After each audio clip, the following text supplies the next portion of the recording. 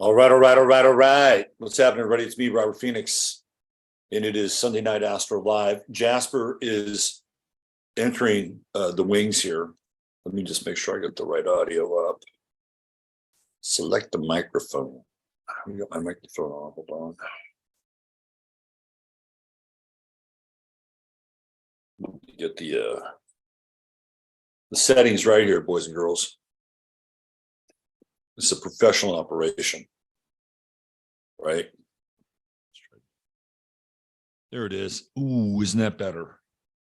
That's much better. Let me change the perspective just a little too. That might be helpful. Oh no, you got the green screen. Man, that kind of blows the illusion, doesn't it? Let's go back. Let's try this. Here we go. Oh, look at that. We're back again. It's weird though. There it is. All right. It's early on in the show. I just changed the perspective because the camera is a little better. So I think we're here now. We're mostly complete. Looks like I got a bit of a shadow going on here. A little bit. We can live with that. What's up? Are you coming up here? Come on, you were up here earlier. Let's go.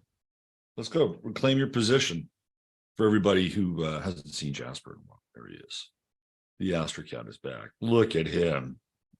Look at him. He has been an absolute Buddha with Peachy. They're not bosom buddies yet, but they're getting there. They're getting there. They're coming along. Are you enjoying your little friend? Where is your little friend?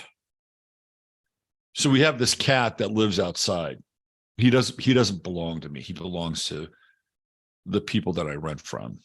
He's a sweet cat. He's kind of a nerd. Well, he's kind of a chunky little nerd, but he's sweet. If you sit on the porch, he'll climb up on your lap. If you pet him and stop, he'll claw you because he doesn't want the pets to stop. One of the reasons why we brought her in was because, and I've never seen this behavior from him before, but he got really territorial with her. Like he would even let her on the property. He had just camped out by the fence and was waiting for her to cross that fence. He had already gotten into a fight with her once and took a little chunk out of her nose, which she's recovered from. So this normally mild-mannered cat who really doesn't do much of anything decided that he did not want her to be anywhere near this property, right? So that's one of the reasons why we brought her in. Plus it was cold. Yesterday, somehow the front door was open and he got in and I'm sitting down, I'm watching TV, and I look and I hear this, wow. He'd walked into the house to try to track her down and let her know. It's like, dude, get out of here. Get out of this house. This is weird. And here's what I think it is. He's like a doormat for all the other cats that come by. Like the big bully that lives around the corner just steals his food. He's a doormat for that cat. He doesn't do anything. Some other cat comes by every now and then and he lets her take his food. But the one cat that I think that he thinks he could probably do some damage to, it's like all the pent up shit taking gets taken out on her. It's just weird. Anyway, welcome to the show. It's Sunday Night Astro Live. I am your host, Robert Phoenix, and I'm wearing red for a reason tonight. And by the way, my general rule of thumb is that people over 20 shouldn't be wearing sports jerseys. Generally, that's my general rule of thumb. Maybe if you go to a game, I own one sports jersey. This is it. And the reason I own it was because it was given to me by somebody. I did not go out and purchase it myself. So I was looking around my closet because I wanted to wear red tonight. We're in Aries. It's not a color I wear very often. If you watch the show, you notice I rock blue a lot. But tonight is a red night because it's Aries night. It's an Aries time of year. So I found this hoodie that's red. I'm like, yeah, I'll wear this hoodie. It's like, no, there's a stain on the hoodie. I can't wear that hoodie. And I found this other one. It was kind of cool. And it's like, no, the moths have eaten this. I'm like, well, what am I down to? I'm down to this and another hoodie. And I decided to take this because it's a football jersey. And when we talk about Aries, we talk about war and warriors, and football falls into that category. And the number, if you can't see it, the number is 10. And you reduce 10, what do you get? You get 1, which is Aries and the first sign. So there you go. That's how this jersey got on my body tonight for tonight's show. And we have a lot of Aries in store. I have a great Aries sync today. Man, it's so good. Really good Aries sync. And it happened, before the show. So we're going to get into Aries tonight. It is Aries season. And one of the things that we're going to be looking at, in addition to this great Aries sync that I stumbled across, is what's happening in Paris. And, knowing a little bit about astrology and history, I knew that when the riots of 1968 in Paris took off, Chiron was in Aries, like right at the beginning of Aries. It retrogrades a little bit, then it moves forward again. And it's a big deal.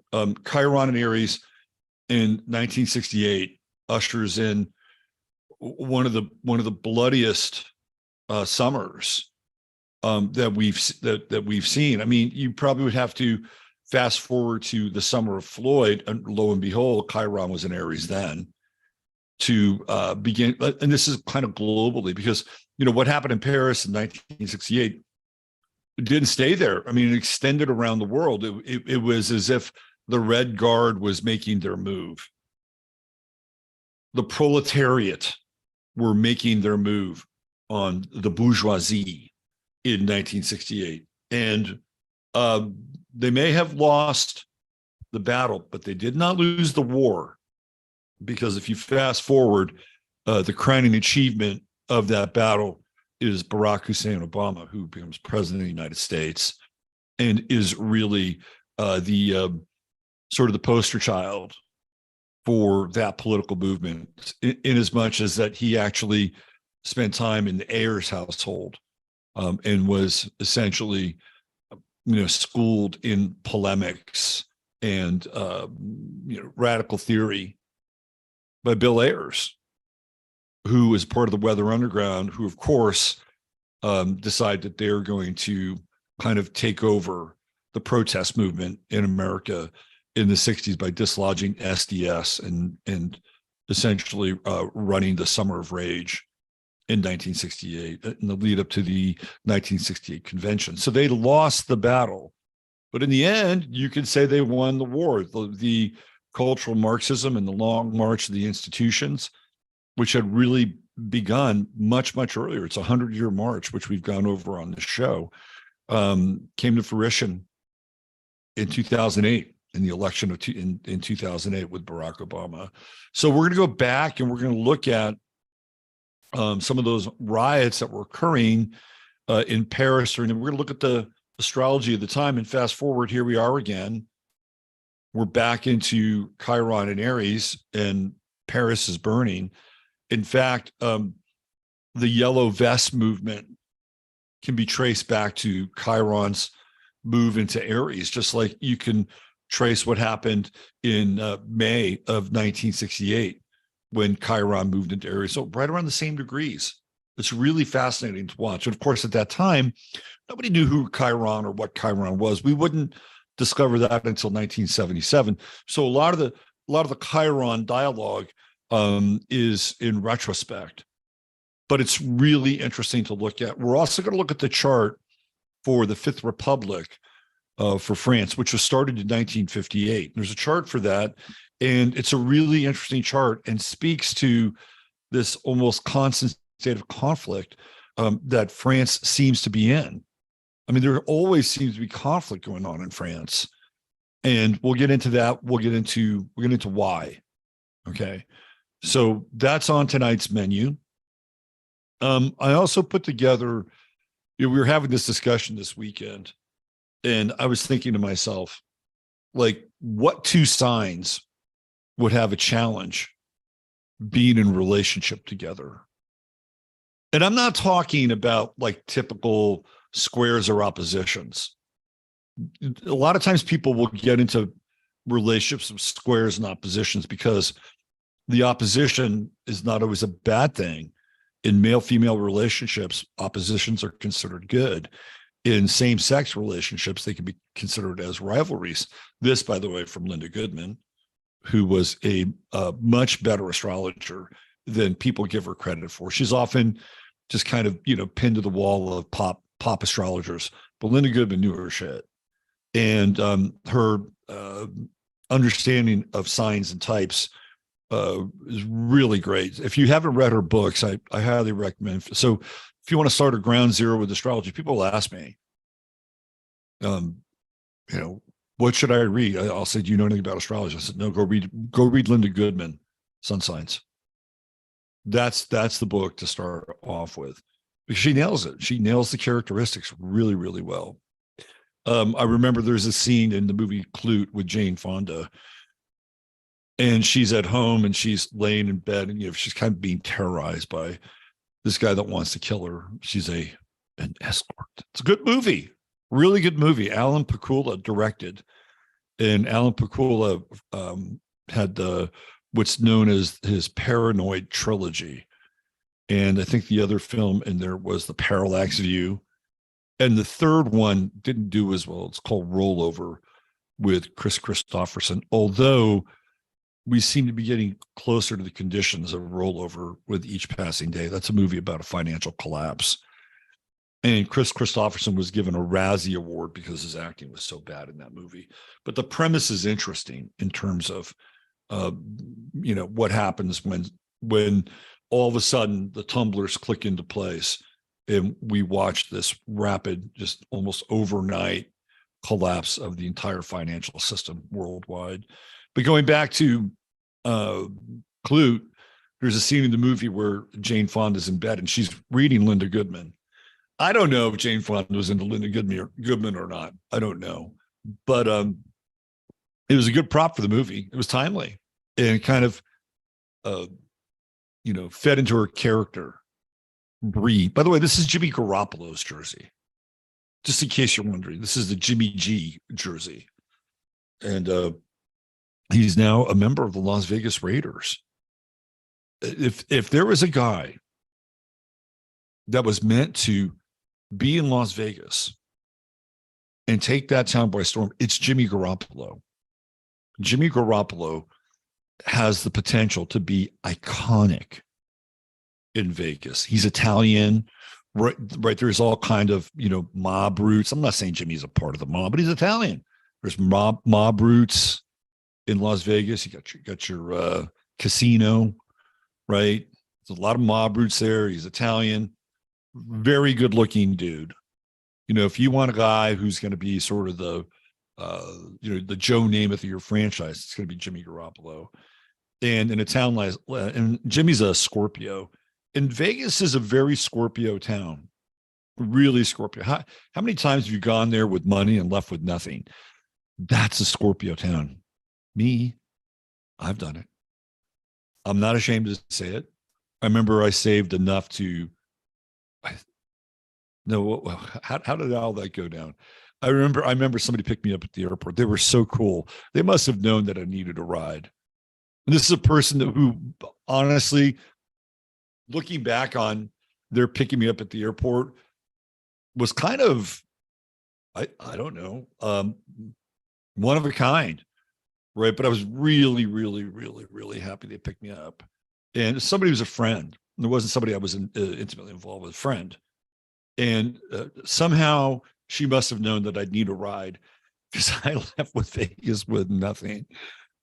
It was one of those moments where it's like you're hungover, you get to the airport, you get on the plane, and you're living off of Southwest coffee at that point in time.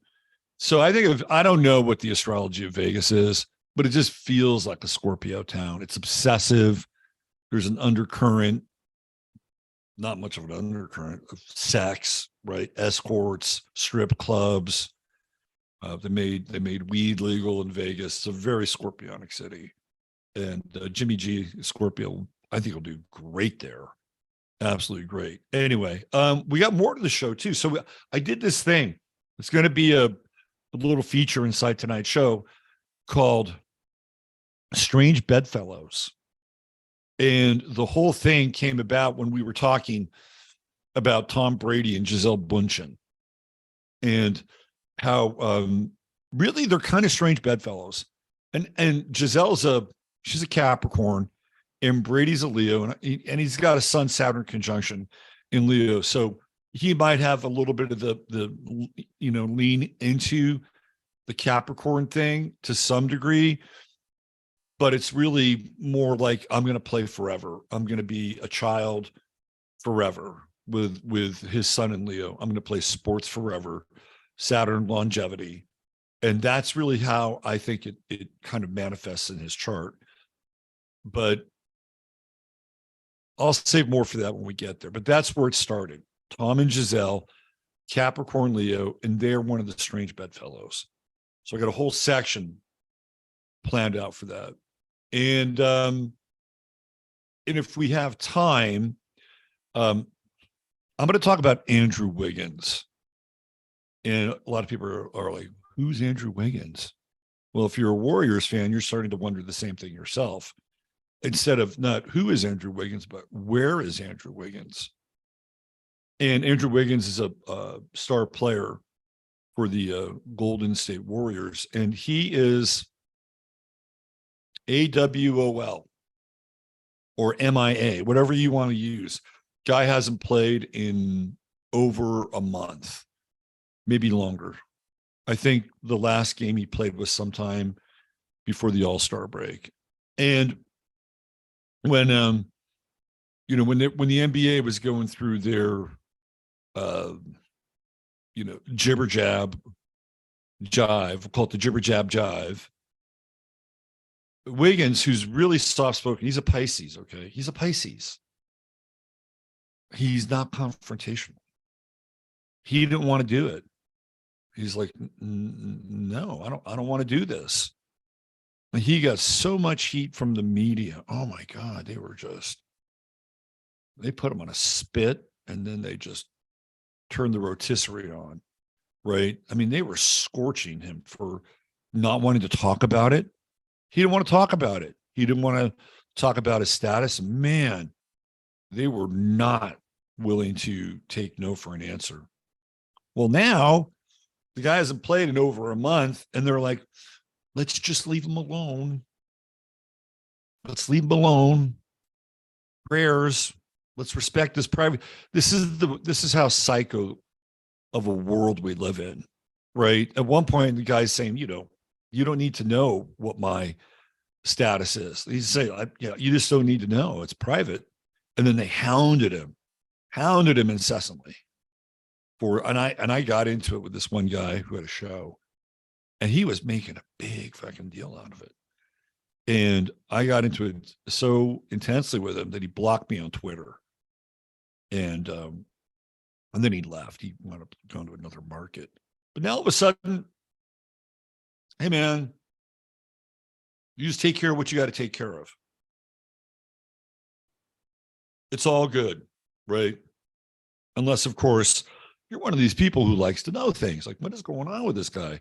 Of course, there's rumor and innuendo. We're going to look at his chart, and I'm going to try to bring some light to his situation with this chart. And I know that there are people in here that don't dig sports, but you'll learn something astrologically from looking at his chart.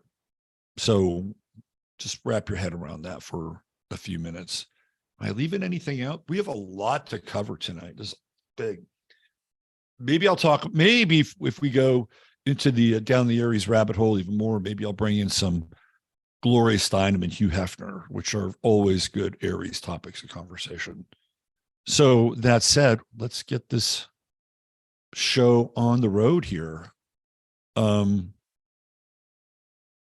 me do a little True Hemp Science shout out, and then I'm going to go into Chattaria, see who we got tonight. Always a strong crew here. Let's see what we have. There we go. I got a song in my head now. I can't get it out. Thank God it's a good song. All right, here we go. A little True Hemp Science. And there's not a day that a True Hemp Science product doesn't touch my lips. And I'm being serious about that. Whether it's the moon dust, whether it is the sleep gummies or some of their other formulas that are specifically crafted for things like inflammation, any number of issues that'll kind of help your body, right? Loosen up your body a little bit and kind of re-lubricate your body system. There's plenty of options here for you. And the great thing about True Hemp Science, what was that on the window? Peachy, I think, is trying to get birds. She's up in the window now. We got bird feeders in the back. Anyway, one of the great things about True Hemp Science, which I've brought up before, is that Chris will answer your questions. He's very good at it. And I'm going to drop the number here. Learn, contact. Where we got the contact? Did you take the contact off? Speak to CBD expert. Speak to a CBD expert. He's making appointments now. Look at that. Okay. This is how busy he's gotten. Before I just be able to just pull that number right up. Now you need to make an appointment. It's not a bad thing. Your consultation is not confirmed until a CBD expert is available. I don't think it's a bad thing because he gives so much information and time to people, and he's got a business to run. So there you go. Little True Hemp Science. And if you buy $100 or more of the product, just type in 15MINS. That's 15 mins, 15MINS, and you'll get free product. And it'll be a nice little thing to look forward to when you receive your order. $150 or more gives you free shipping. I will include all the information in the show notes before we end tonight's show. I promise. Okay, let's see. Who do we have? Who's in the house? Leon, Vito, Vincent, Rodway. What's going on, Leon? I think I saw Michael in here earlier. What's going on, DJ MC? Tiziana saying beautiful Jasper. Yes, Joan got them playing a little bit. Dawn Hart in the house. CC Jones is here. What's going on? Fantastic. Susie Gemini. There's my man Benito. Ryan, good to see you. What's happening, Ryan?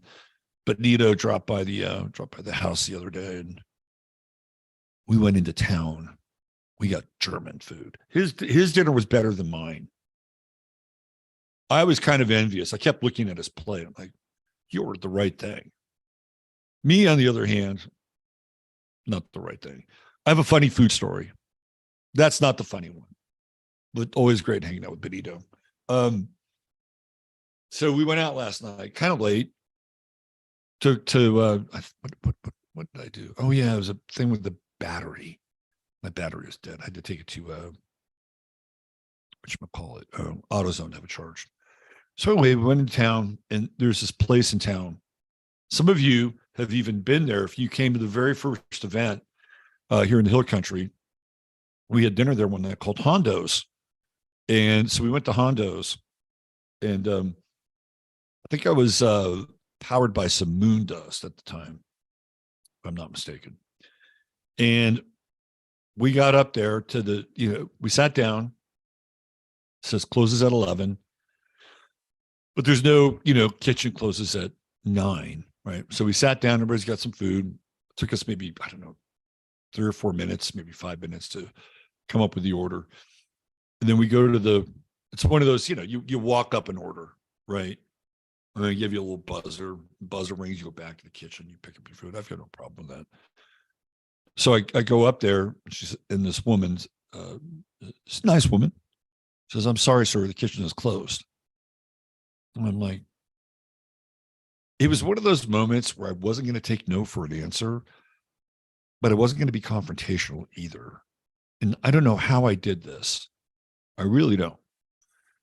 But I kept asking her. I said, so when is the kitchen officially closed? If I got here at 9:05, would that kitchen be officially closed? And we kept going back and forth. I said, okay, what if I got down to like 9:01?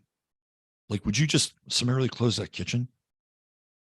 And then I said, well, okay, what if I called in at like, say, 8:55 and came by like right about now to get our food? Is that possible? Would you? And I, somewhere along the way, I let her know that I was a local. But this went on for about three. I kept throwing all these possibilities at her. So eventually this woman comes up behind me and she's like, but I wasn't a jerk, right? I wasn't a jerk. I was just asking these questions.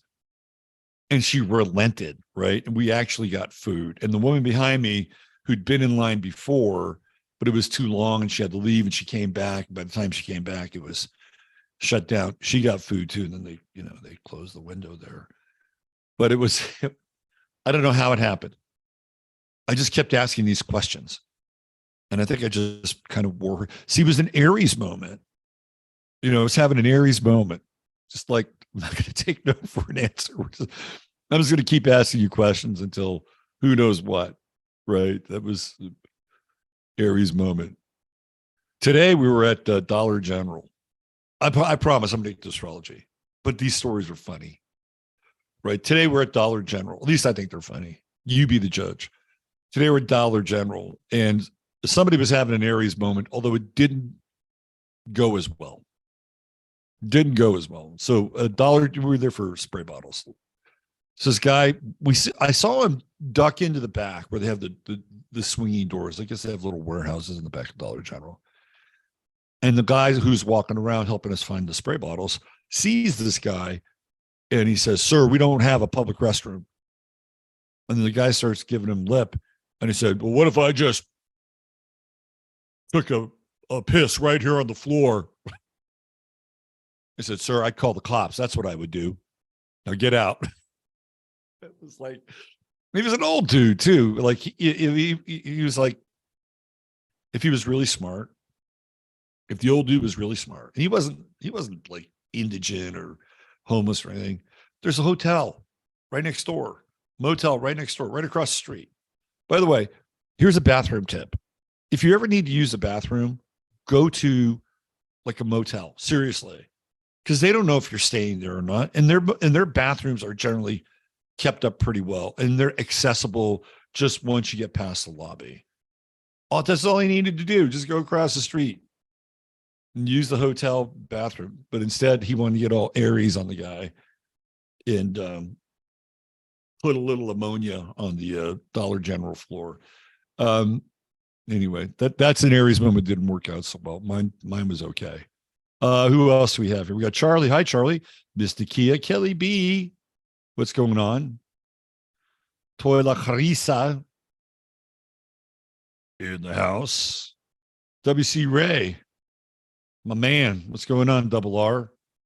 So did Miami win? Oh, so, man, the Final Four is going to be crazy this year. It's going to be a crazy Final Four. You got Miami, I think Florida Atlantic, San Diego State, and UConn. And whoever comes out of the Miami-UConn bracket is going to have to play the winner of Florida Atlantic or San Diego State.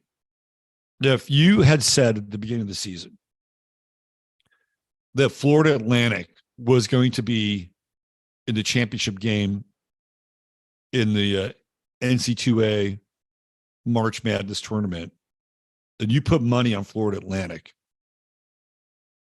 you should come here and do my show. Because very few people saw that train coming. Very few people.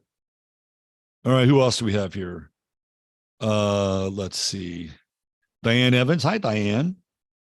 Dave Sullivan's here. Good to see Dave. What's going on, Dave? Lewis Walden back in the house. How's that Southwest Florida real estate market? Let's look at Natalie. That is shameless.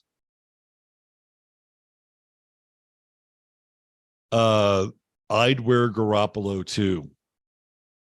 That is pretty shameless.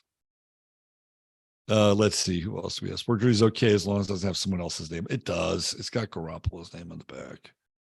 Somebody gave it to me. I didn't buy it, but I felt like it was appropriate for tonight, especially the Estevan Rodriguez is digging it. Thank you. Red and gold is Sparta and Rome. All right. I knew I made the right choice. Hoorah. Hoorah. You guys ever see that movie 3 O'Clock High? You ever see that? With what's his name? Brody. What's his, Richard Brody or Casey Seismenko. It's a movie about being a bully and a lot more. It's a great movie from the 80s. Anyway, the guy who plays the bully eventually winds up in Black Hawk Down. It's not the same character. Okay, let's take that out. It's not the same character, but he plays a soldier in Black Hawk Down. Of course, he doesn't make it out of the Moog. It's a great movie, by the way. Charlie, let's see, Garoppolo. He was a free agent. They just signed him. Claire is here. What's going on, Claire? Soul Traveler in the house. What is Bill Clinton's Final Four? Moorhead, Ball State, Brigham Young, and Ryder. That might be the comment of the young year. That was really good, Lewis. Let me repeat that. If I was on StreamYard tonight, I'd put that up. Bill Clinton's Final Four. Moorhead, Ball State, Brigham Young, and Ryder. That is so damn funny. Third Eye activated, rocking some Aries here. Big Sky in the house. The barbecue that wasn't happening, Tom. The barbecue places were closed. I tried to get Benito down to Backwoods and the other place on Main Street, whose name escapes me, and they're both closed. Let's see. Lori Camacho's here. What's going on, Lori? Cato in the house.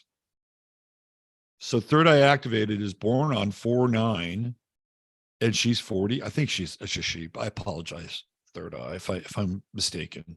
We'll go by the proper pronoun they. They are 49, and their birthday is 4/9. How about that? How cool is that? Darlene Tiffer Violet, good to see you. Checking in from the 210, hanging laundry. Working all evening on a painting and listening. Oh, I hope we provide you with some astrological inspiration. LMM, Maria Deange. Maria, we are talking about France tonight. So listen on in ACC and Final Four again. There you go. Let's see. Queenie Stevenson. He is a Scorpio, and now he's a quarterback for the Raiders. That's right. He steals hearts. He steals hearts, Jimmy Garoppolo. Chiron is my homeboy. I'm a big Chiron fan, actually. Let's see. Who else do we have here? Howdy thinks it is the Holy Land. What is the Holy Land? Is it Florida or Las Vegas? What is the Holy Land? Let's see. Yes, Derek, it is a Jimmy G jersey. Linda Goodman was why I got into astrology. That's coming from Maria Delange. Big comment coming in. Any thoughts? I hope it hits the White House. Those are my thoughts. Is it possible? Better yet, there's another place on the planet that I wouldn't mind seeing that comet hit, or at least a portion of it. And I'm just going to keep that location to myself. Let's see. Doomer Boomer. What's going on, Mishi? Good to see you. Liz Green's book on Saturn is really good. I have it. It's a very good book on Saturn. Thanks, Ryan. Yeah, hit that old like, hit subscribe. The subscribers are growing. I think we're around 12.8. By the time I hit 70, we might get to 20,000. living for it. Let's see, who else do we have? Jimmy G is a hit with the ladies. Imagine that. There's my man Steve Thor at the door. Hey, by the way, great show on Friday. If you have any interest in LDS and rituals and that whole world, great show with Asia Rain on Friday. The reason I bring that up is Steve helped make that happen. So if you missed it, it's there, and it's 2 hours. It's banging. Lots of information, lots of rabbit hole, some really good stuff. Lots of courage. Let's see, who else do we have here? Winter Rose, I think she's a Capricorn. Let's find out. I could be wrong. It's not the first time. Giselle Bundchen. Let's see what she's got. Oh, you know what? You were right. She is a Cancer. Yes. Let me see her chart. Where's she? A Capricorn rising. She might be a Capricorn rising. Thank you for correcting me. I'm not above being corrected. Let me see here.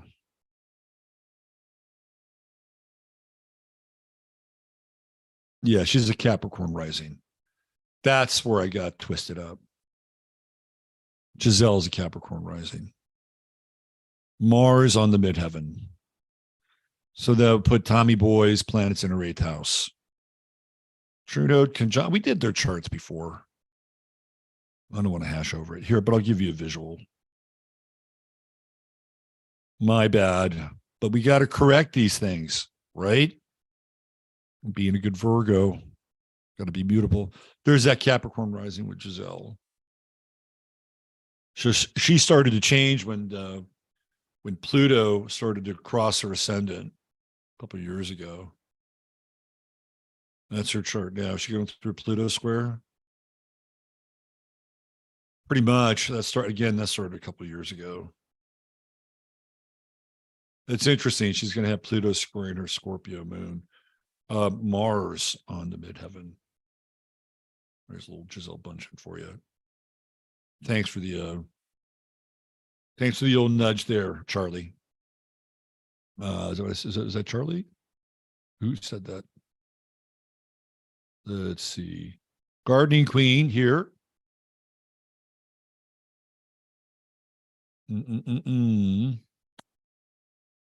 Let's see. Everybody else. Catherine Kramer, double K, Winter Rose, Giselle Cancer, Scorpio Moon. Yep. Thanks. And she's a Capricorn rising. Today's the day for sports commentary voice for the show. Hola, Chataria. Hi, Neo. Sony. What's happening, Sony? Let's see. Who else do we have? Let's go to the end here. Oh, we had the big tornado in Mississippi, didn't we? Elizabeth Donnell's in the house. Shirley Lociavo. We got a packed house. Harriet Bowie. What's going on, Harry? Olivia. Hi, Olivia. Olivia Provorce. Gucci to Goats. Jake is here. What's going on with Susie? So something happened to Susie. Oh my God. March 18th. Oh yeah. Wow. Very intense. Very intense. User 13. A lot of people having their ticket punched. We watched this little snippet, and so I think it's ancestry.com or something. I forget who it is, but they basically do they do obituaries on YouTube every week. We watched YouTube obituaries. Is that weird? Anyway, a lot of the people that passed away this week were older. It was like, famous, supposedly famous people. They'd gotten some tread, not a lot of tread on their tires. All right, let's get into the show. And not that we haven't, but I want to thank you guys for keeping me on my toes with Giselle. Capricorn rising, Scorpio moon. Yes. There we go. All right. Why don't we take a look at the chart of the moment, and that'll help us dive into Aries. Let's do that. Why don't we start there?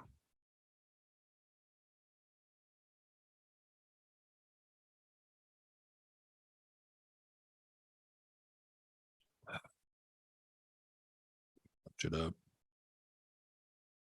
Here, I gotta change the location. Let me get into the location change. Do this. No. No, I don't want that.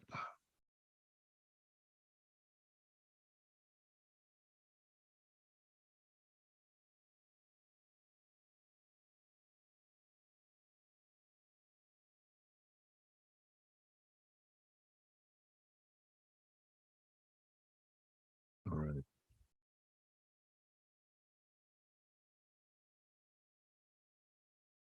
Okay, here we go. Let's get into the chart of the moment.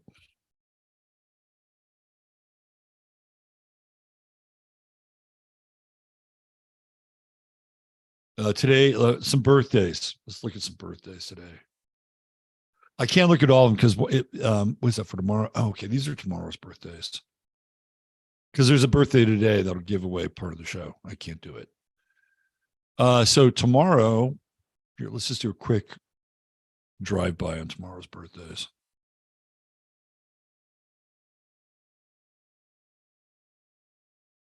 So tomorrow we have Tony Banks. Remember that guy from Genesis? Mariah Carey. This is one of the things that I noted before is the proclivity for all these female like queens of soul that are born in the month of Aries. You have Diana Ross, Aretha Franklin, Chaka Khan, and Mariah Carey. I mean, those four right there are, you know, whatever you think of Mariah Carey, she's a little off, right? But nonetheless, you know, big voice, huge vocal range. She's definitely on a tier below Chaka, Diana, and Aretha. Okay, but she's in the conversation, and this is her birthday tomorrow. Who else do we have tomorrow? Randall Cunningham, speaking of Las Vegas, graduate of the University of UNLV. Randall Cunningham, very exciting quarterback, by the way. Who else do we have? Let's see. Fergie from the Black Eyed Peas. I don't know if she's in that category, but she's a singer. She brings the funk. Somebody said that there was a video of her where when she was singing on stage, she like peed her pants. That'd be a very Aries thing to do, I think. Fuck it. Just don't let it flow. I don't care. Nobody's getting me off the stage. David Jansen, who played The Fugitive. It's a kind of an Aries role, don't you think? It's kind of on his own. Goes through a violent train crash and starts looking for a guy with one arm. Let's see. Who else do we have?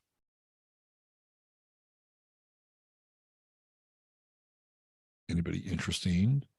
So far, there's been some interesting people.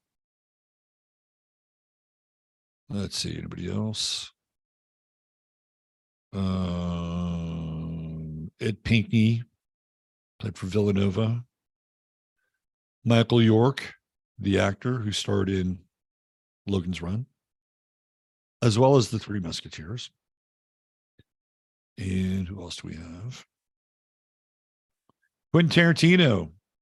He's an Aries. Guy has no problem with violence whatsoever, at least in his movies. Was he on Epstein Island? Rumor has it. Let's see, anybody else? Romulus. Romulus was an Aries. Who knew? All right, that's for tomorrow. It's a good thing I'm not doing Star of the Day tomorrow. It's a good, not a great day. All right, let's get into where are we here? Chart of the moment. Let's do that.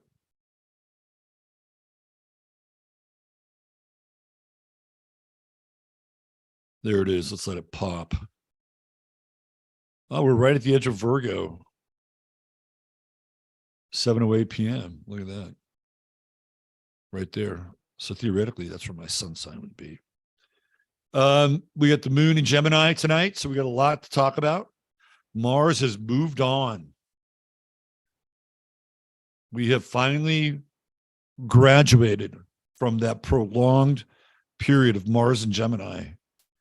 You're going all the way back to what? Late summer, early fall. Finally, it moves on. Now we got Mars in Cancer, trining Saturn. And this is, I've been talking about this. Pluto's in Aquarius. We got to talk about Pluto and Aquarius tonight. So much to talk about. So little time. I really feel like this is a good period here over the next few days with this Mars trine with Cancer to put plans into action. I had a plan today. I had a moment. Now, Dr. J, you cannot elaborate on this. Okay, you cannot elaborate on this because we can't broach the breakthrough moment. It's got to simmer. It's got to simmer. But I was driving down the road today and I had the idea. It finally came to me. And now that I look at this Mars Saturn trine, I'm like, yes, this is it. But sometimes you can't talk about shit. Because if you talk about it, it hasn't, the bread hasn't risen yet, or whatever metaphor you want to use. So, but this is one of those days or this period of time, like over the next few days, that if you have a plan, you could put it into action, and it is a long-term plan, a long-term execution. So keep your eyes right afield, your crown chakra open, your instinctual body open, right? This is, or maybe you already have it and you're like, gee, I don't know. I don't know if I should do this. And you're not feeling that strong with whatever that thing is. Now's the time, right? Even with Mars and these early degrees and the square with Neptune, it's like, fuck it. Neptune's in Pisces, Mars is in Cancer, push through it a little bit here. This is the season of pushing through some things. That's, it's interesting because a lot of times we look for these definitive labels or these definitive talking points for transits and aspects. And, a Mars Neptune square, to me, whenever I see it in a chart, I have to break it down and look at it from a certain position, because without these things, without the framework of the chart, I mean, what are you doing? But one of the things that I do think that Mars Neptune squares, especially when you look at the trine to Saturn and the in conjunct with Pluto, is pushing through. Like a Mars Neptune square would be, pushing through your fears. That's especially when I see this, like you have two choices here, right? You can either, go through, you can either not act because of timidity, fear, maybe you got a bad track record and you've been burned, right? So it's like, no, I don't want to push it. I don't want to push it. But then Mars is trining Saturn, and this is the other option. You have two options here. Do you want to act out of fear, or do you want to act through your fear? Or do you not want to act at all because of your so-called fear? And I think in this instance, Pluto is on the in conjunct, is summoning something, or summoning the the inner fortitude. And it's really interesting because Pluto and Aquarius, it's so funny too, because when I get into these strange bedfellows, one of the strange bedfellows I have is Cancer and Aquarius, like a Cancer and Aquarius person together, in a relationship, not a friendship, although that'd be kind of interesting, or a business partnership. But I'm talking a relationship that you're engaged and growing together in intimacy and all the stuff that goes along with it. And one of the reasons why it came up was, partially because of the inconjunct status, but there's more to it than that. But it's really funny. Cancer and Aquarius come up as a strange bedfellow. So we have the strange bedfellow in action. And when I think of Pluto in the inconjunct position here, just take Aquarius out of it. What's going on? It's summoning something. It's summoning the deep. And with Mars, there can be a compulsion to act, or a resurrection of an energy to act that may not have been there before.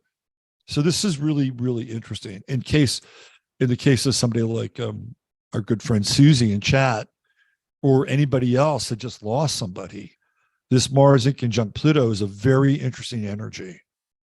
Very, very interesting energy. It's kind of like, well, what would that person do? Right? What would they do? What would they want me to do? That would be the inconjunct in the spirit of that person. How do I move forward? That's part of the mystery. The Neptune square could be very, very debilitating in a case of losing somebody. It could really put you in your cups. It could be one of those energies, which is like, why go on? Why go further? In the world that we're living in right now, I could easily see that. Like, why? What are we here? What are we here for? Why are we living? What's the dream that we're attempting to manifest? I could easily see that. The last 3 years have been an absolute gondola ride down the river Styx for a lot of people. It's not easy to be here. And the Mars Neptune square could bring that up.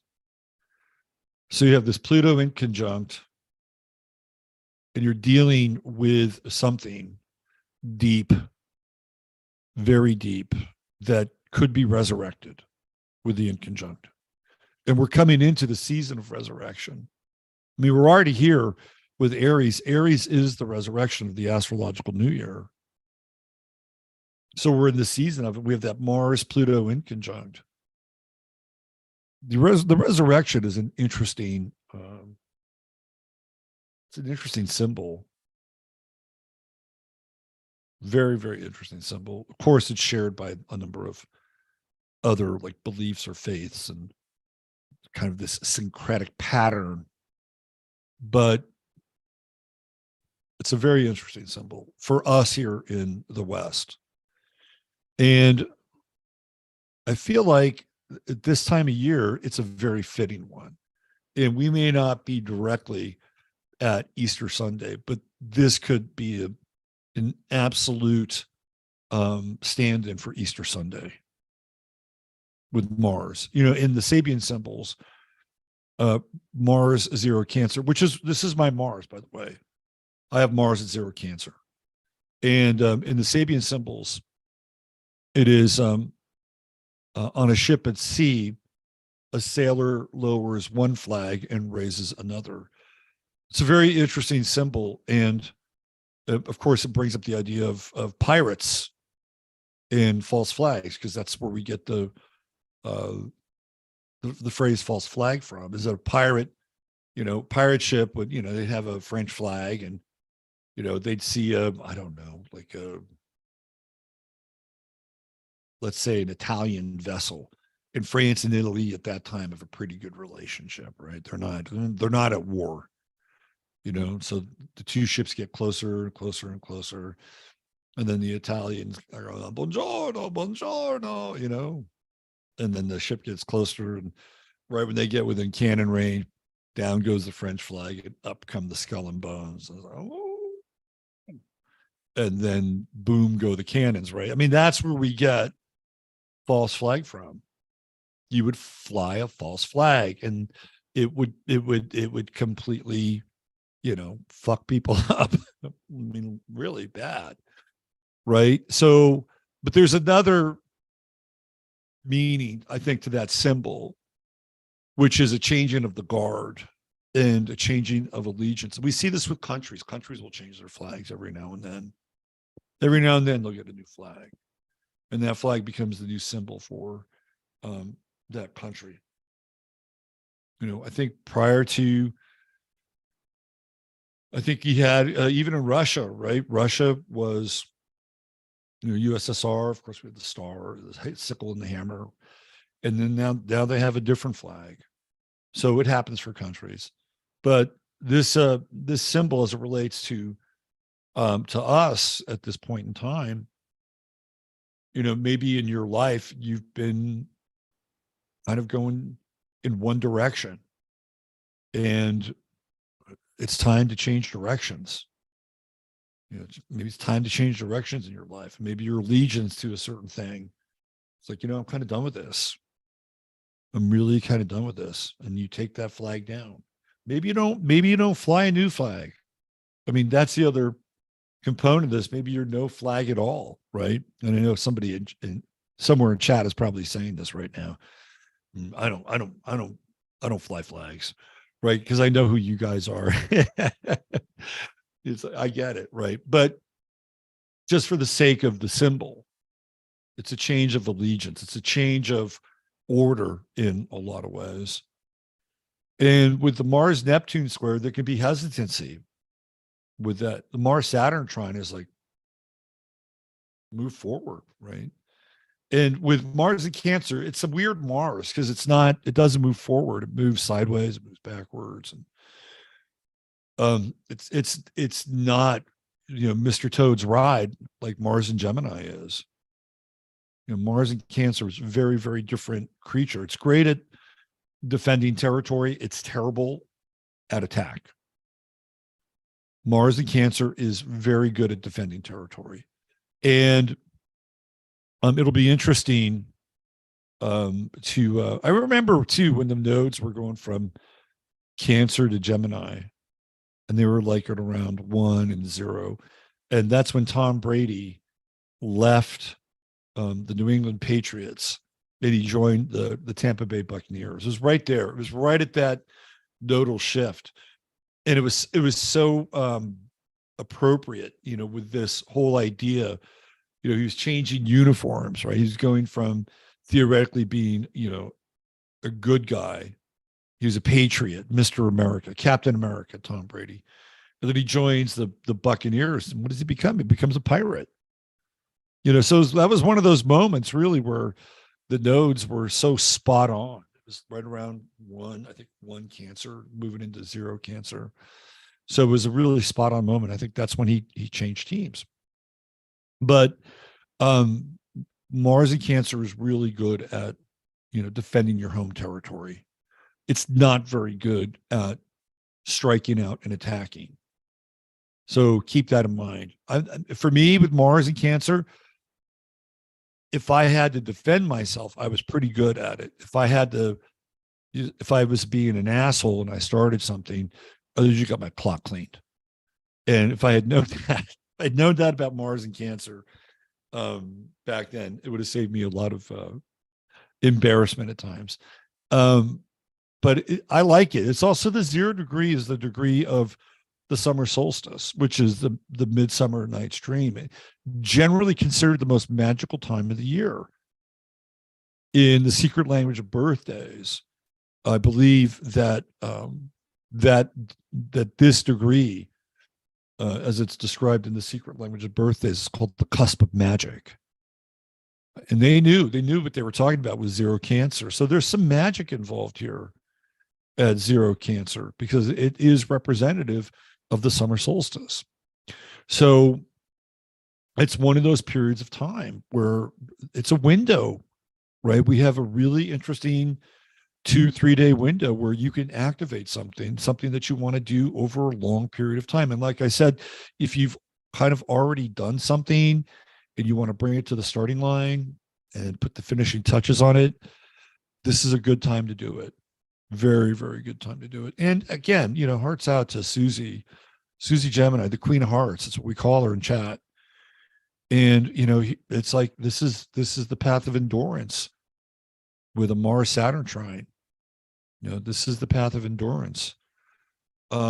Speaking of which, I guess we had Mary Lee, who was I think she was either in chat or she left a comment. I think she's in the hospital right now. And I think I left a comment on her. I think I did an Astro weather.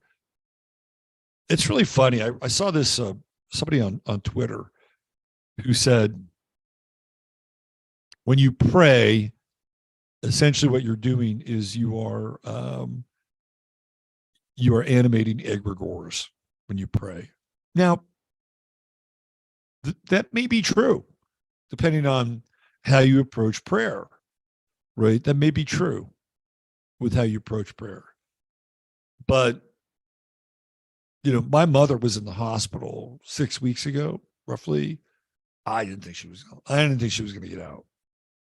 And that is not hyperbole. It's really not hyperbole. She had that 1,000-yard stare, that stare. I'm like, fuck. And then all of a sudden, all these people in our church prayed for her. And, I went to her church, and I don't really go to church. You guys know the story. I don't really go to church, but I kind of told what was going on with her. I was really choked up. I did a video for her. All these people were, telling her how much that, they missed her and everything.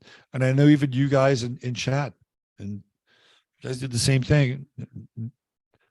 And now my mother is, get ready to go back home and resume her life. I didn't think it was honestly possible. And now it is. And that's a whole other story, but now it is, right? So I think that there's power there. And I don't think some egregore decided to grant my mother more life force so she could continue her journey. I'm not saying that that's impossible, depending upon what you're praying for and who you're praying to. But I think that there's a there. So if you guys feel so moved, we have a person in chat who's here fairly regularly, leaves a lot of comments. Mary Lee, she's getting a double bypass.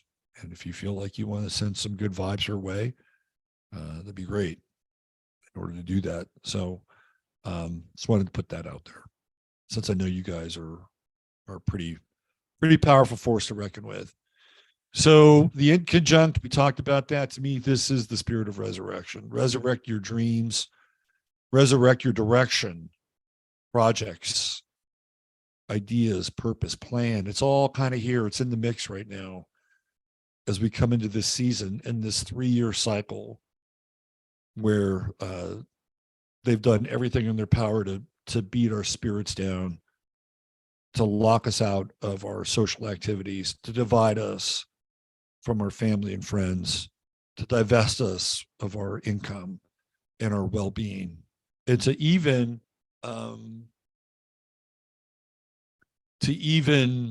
demonize our recreational time.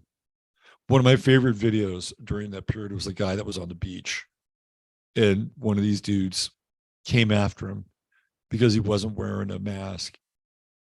He outran this fucking cop. Oh, it was great. I don't know what country it was in, but it was great. It was one of those, man one, cop zero moments. So this is where we are right now. I think this is a big moment in time. This inconjunct's not going to happen again. I mean, next year, it might happen at 2 years from now, when Mars gets into a certain degree and moves into an inconjunct with Pluto, but it's not going to happen at 0, 0.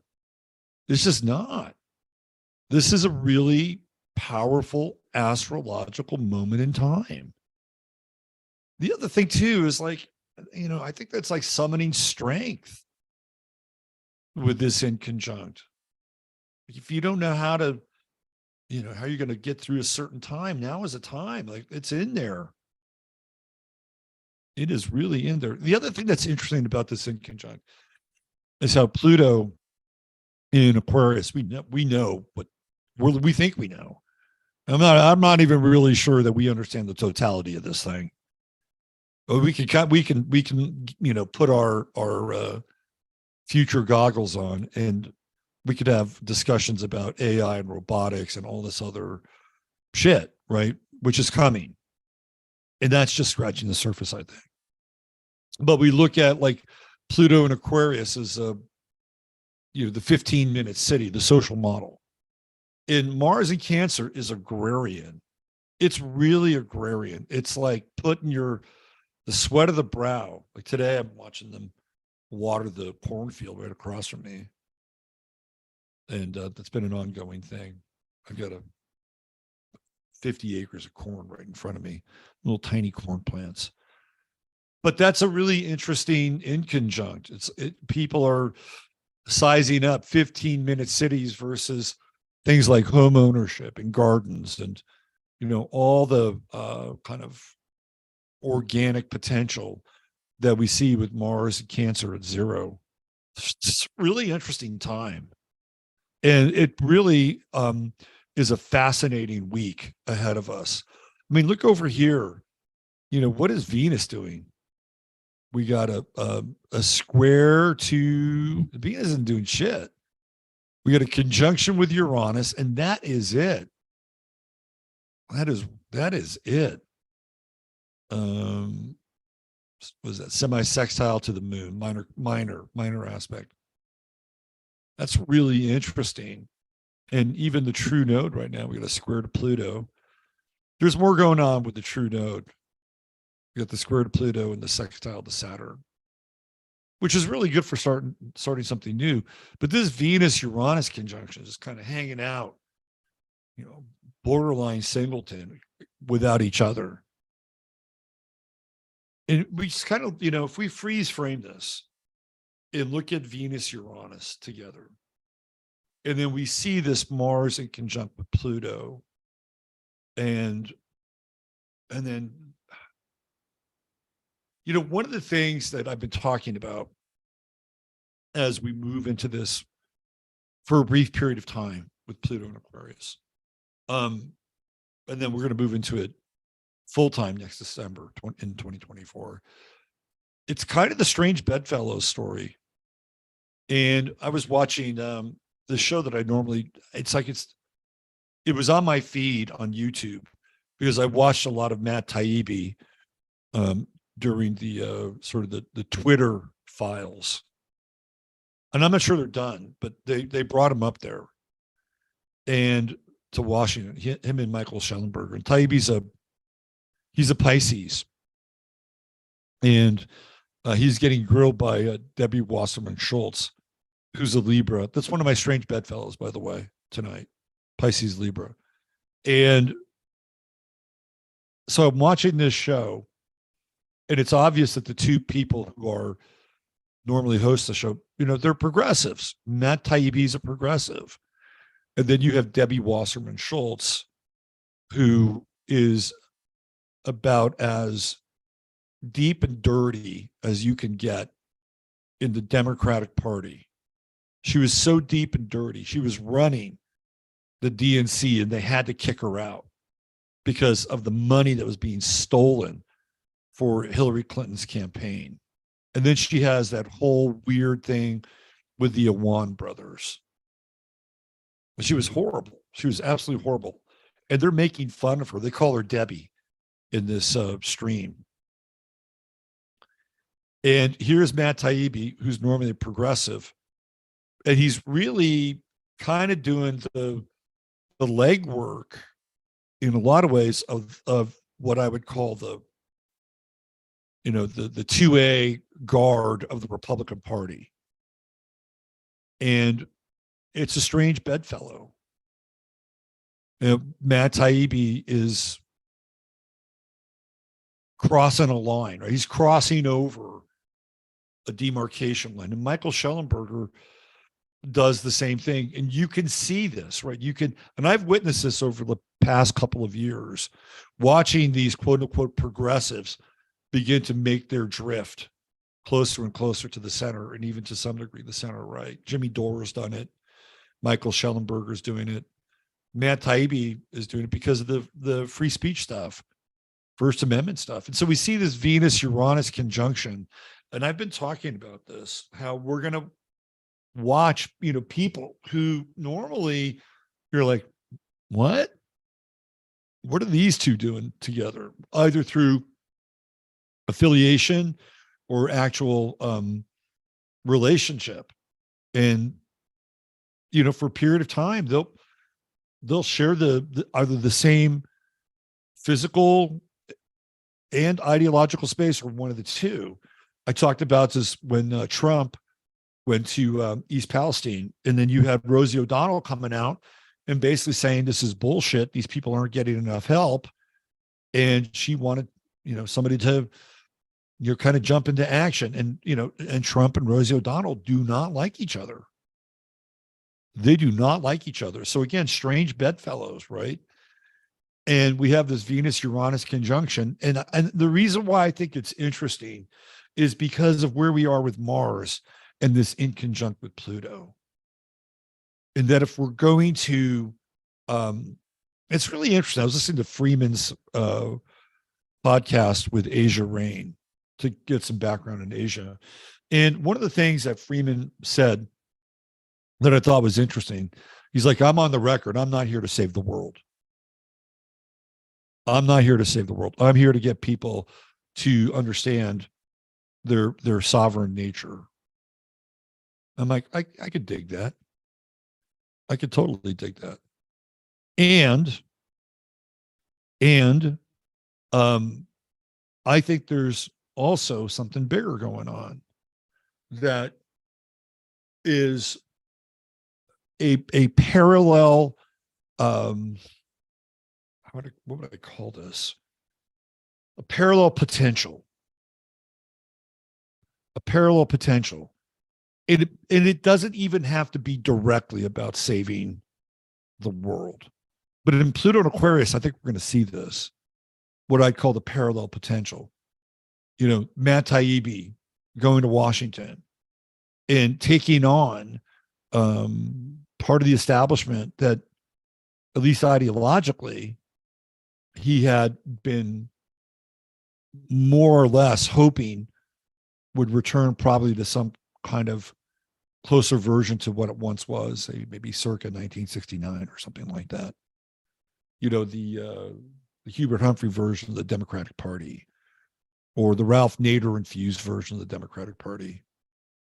But there he is, with Jim Jordan.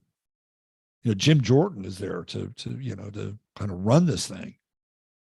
You got Trump and Rose, and it's through these odd relationships and connections that I believe this new world, or this new paradigm, or this new realm, whatever you want to call it, will be forged, because we'll wind up figuring out we have more in common than we don't. And when that happens, fundamental change happens, because everything has been so just atomized over the last 3 years, divide and conquer, divide and conquer, divide and conquer. And I don't know if we even have to, get on our rooftops or go to the town square or go on YouTube and demand that we come together, by not buying into the divide and conquer narrative. Although that, I think, could be helpful. I think it's just going to happen naturally. I remember when I was working at this cafe in Oakland, it would be kind of Piedmont, if you want to be technical. And I remember these EMTs would come in, And we'd always give these EMTs like coffee for free and shit like that. And I started to notice in my mind that there was kind of this wave of EMTs that were very butch, super butch. And I'm looking at them, well, that's interesting. That's really interesting. And so I went through this thing in my head, right? I went through, sort of the judgment tape loop, right? And I was going through the judgment tape loop in my head. And then I thought to myself, well, if somebody that you loved was in peril and their life was in the balance, theoretically, you wouldn't care about what their sexuality was. Like that would just go right out the door. All you would care about is how good that person would be in CPR or whatever, right? That's the only thing you'd care about. It wouldn't matter. And so that was a really kind of, not that I was judging that person, but we have these judgment tape loops that go through our head. And I just thought, okay, well, this is the math, right? And it feels to me like kind of that's where we're headed.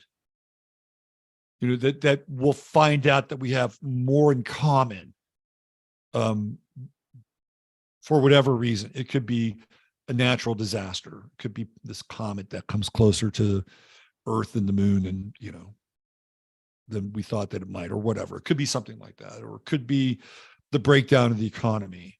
We have this Venus-Uranus conjunction here. We're in this configuration, it's in the 8th house. So we're talking other people's money here, right? And it's just on Sunday night, but as a point of discussion, it's an interesting point of discussion. What happens if that happens? I mean, look at what's happened with the money supply over the last couple of months, starting with Sammy Bankman-Fried and literally hoisting all of that capital right out of FTX. That's where it all started, and it's been ongoing. If you've been following the story, they've been taking money out of people's accounts, out of these banks. They're bleeding these banks. Like, that's a big story, and I don't think it's going away. Your Credit Suisse just got bought for $3 billion. That's chump change, by the way. Is it HBCC or whatever? Bottom out. So we look at Venus, Uranus, Taurus, 8th house. That's a story. That's a story that we may have to deal with this week, right? And so what happens? What happens if, shit goes south? I'm not saying it's going to go south this week, but when you look at this, it's going to be isolated, and the elements of the story will be isolated, standing naked for everybody to look at in horror in some ways. And how are people going to deal with that? Again, there's no, unless you're rooting on the end of corporatism and capitalism and all the things that go along with it, you're good. You're good with it, right? Yeah, just burn it all down. Some people might be okay with that. Be careful what you wish for with that, because there are unintended consequences for something like that very few people can even begin to comprehend, and they won't be pretty. But if it does happen, right? If it does happen, then what's going to happen? There's probably going to be more situations where you got the Matt Taibbis and the Jim Jordans of the world hanging out together, or the Donald Trump and Rosie O'Donnells of the world literally on the same page.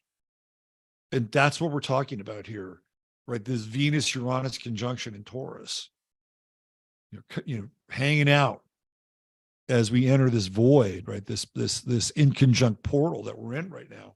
So this really interesting time. Really interesting. Remember, we're not going to come back to this. How often do you get a Pluto-Mars inconjunct at 0 degrees? It's rare. It's very rare. So this is a time for an opening. What are you made of? That's the other thing. What are you made of? Mars, Saturn trine says, you're made of stern stuff. Mars, Pluto inconjunct says, you have more that you can tap into than you thought you did. Mars Neptune square says face your fears. Mars Sun square, it's a fighter, it's a battler, especially with Mars in Cancer, defending your turf, defending your territory, defending what you own, defending your family. Right. So this is a very interesting week. We have the moon in Gemini. It's a talky moon. Been talking a lot. Sextile Mercury, sextile Jupiter, lots of ideas on the table. I wish I could be in chat right now, but you guys are chatting up a storm. And then we have Chiron in Aries. Wow. The sun's catching up. Face your fears. This is a good Aries season. Really good Aries season. Really, really good Aries season. You know, I had a fuck up last week on Thursday's show. It was like the internet just fucked up. I had to stop the show.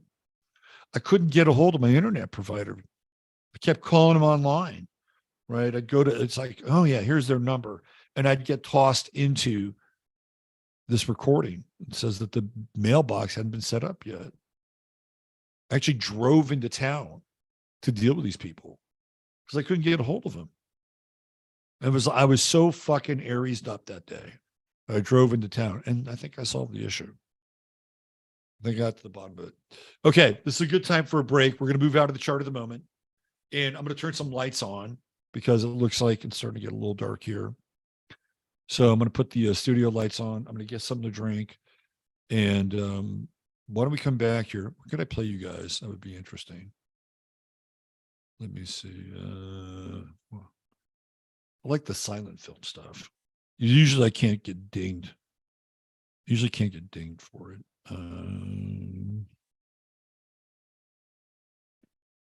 Let's do this. Here, let's do this. This will make absolutely no sense at all. But at the very least, it might be interesting. Let me see this. Let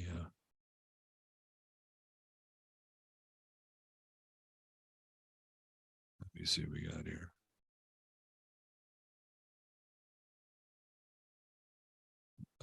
I would say,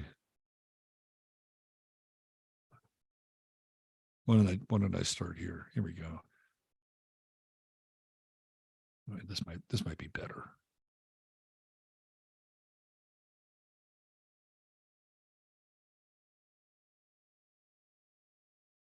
Here we go.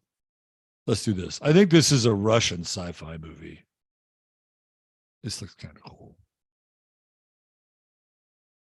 Why don't you guys watch this while I get the light stuff situated.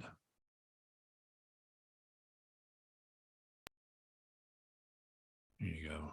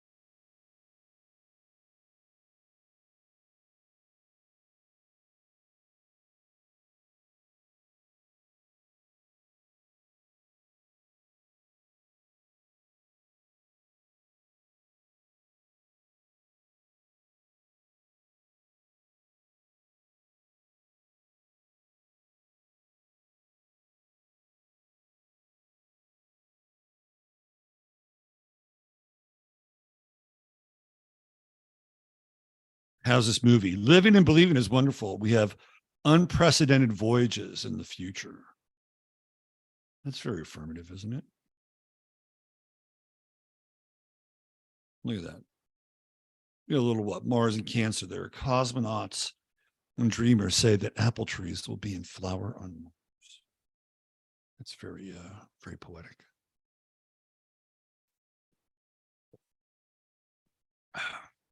Very photogenic face.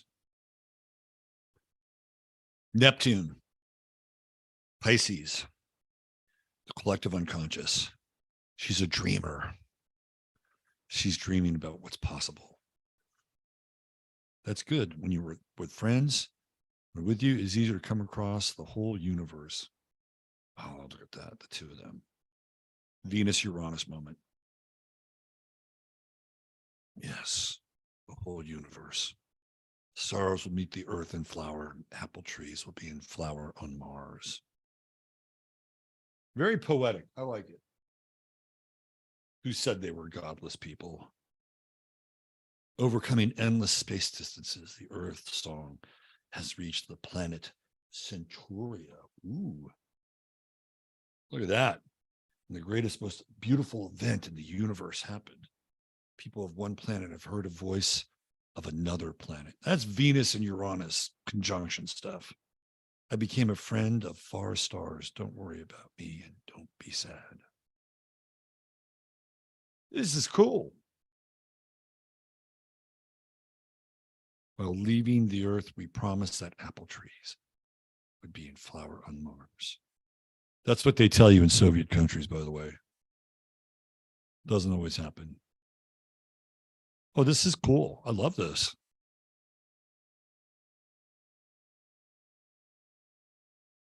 This is 1963. This is pretty hip. Look at that. On the planet Centauria. What kind of feeling the Earth song has evoked in their hearts, fear or joy? And what if they are to give the Earth a challenge? That's what Dr. Lawton thinks of it, a hostile challenge. That's it. That's exactly what I'm talking about. Strange bedfellows. Earth, Centauria. All right. Let's get into the next part of the show. What time is it? 7:50. So about 2 hours. Let's talk about France. Let's get into France a little bit. You know what? I have a background for France that I could play. Why don't I play the background? Actually, I did this. I downloaded it for a reason. Let's do this.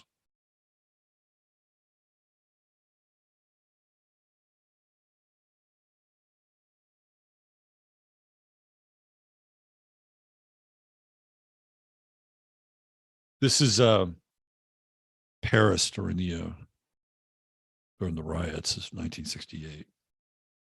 So you get to see some live stuff that was going on. This is, I think, from a film called Confrontation. It's an hour's worth of footage from the riots of Paris in 1968.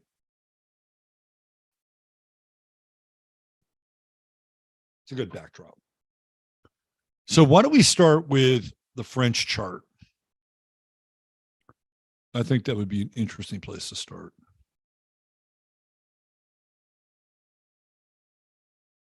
Is that it? Yeah, that's it. Right here.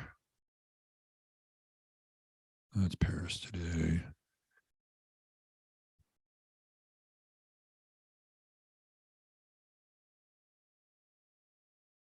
Paris 68.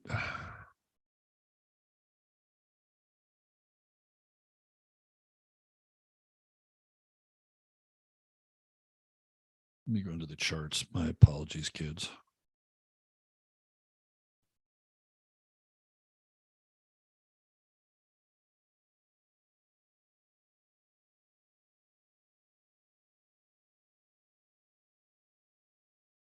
We're almost there.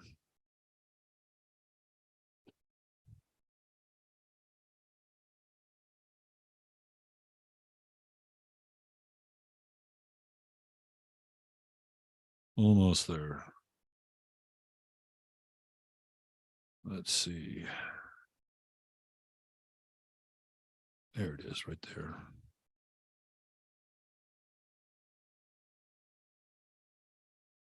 Right there.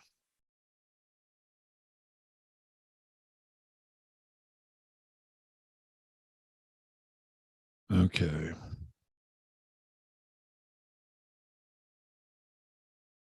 So this is the chart for the French Fifth Republic. And I guess they drew up their constitution on, they ratified it on October 6, 1958. So this would be considered the current chart of France. And one of the things that really grabbed my attention was the ascendant, which is an Aries. So pay attention. Like, so this is the ascendant. They've got the South Node here, and they have Black Moon Lilith. And I'm of the mindset that this is a country that has never fully recovered from the French Revolution. They've never fully recovered from the ascent of the Jacobins. And with the South Node on the ascendant in Aries, they're dealing, they're always dealing. We'll use the word egregore. And I know the system is set up in a lot of ways to evoke the spirit of protest in France because of how the system is set up. But you don't see the Germans do this. You don't really see the Italians do it, although the Italians every now and then would strike or whatever. Spaniards don't do it. And I'm not saying it's right or wrong. So please, understand this is not a value judgment. But of all those countries, France is the one country where they'll hit the streets. I mean, you would say, well, it's part of the history and the heritage of the country, and that could be true. But it wasn't true necessarily before the Jacobins. That all changed. And I think that there's something there that hasn't been completely addressed or healed, or however these things get worked out on a collective level. And there's your South Node in Aries on the ascendant and the Black Moon Lilith. And there are people say, oh, those French, those protests for anything. No, there's something here that's fundamentally that they have to deal with. Viva la independence, this is Aries wants to be independent. And on the other side of the chart, we see Sun, Mercury, True Node, Libra, concession, balance, fairness, equalite. This is equalite. This is liberté. Because France is equal. Libra is equal, right? And here's where the real crux of the matter for France is right now. Is this Jupiter-Neptune conjunction in the South Node bang on? And what are they talking about? Well, you're going to have to work longer now. I mean, that's one of the reasons why people are in the streets, is because it's like, oh, fuck, I was about to retire, and they put a shit ton of money, into their system. What do they tax it, like 70% or something like that? And of course, Macron is just going to, he's going to say, fuck you. I'm just going to do this, which he, does on his own. But Macron does not work for the French people. Macron works for his buddy in Davos. And his buddy in Davos, who knows who he works for. But he's not working for the French people. He's following orders. Right? So here we have this South Node, other people's money. It's going to be really interesting in France this week with that Mars and Cancer, in Pluto, in Aquarius, the future. Again, other people's money, pensions. And look at what's going on here, right? We have Jupiter coming in on France's natal ascendant. 17 degrees. I don't think this is going to go away anytime soon in Paris. No way. We got Chiron coming in there. And you'll see where Chiron plays a role historically in protests in France. It's a big player, huge. France has Chiron in Aquarius natally, which is also interesting in terms of like the whole idea of a mass protest, with the masses. This is a very interesting chart. Saturn's the highest planet here in Sag. It's in its detriment in Sag.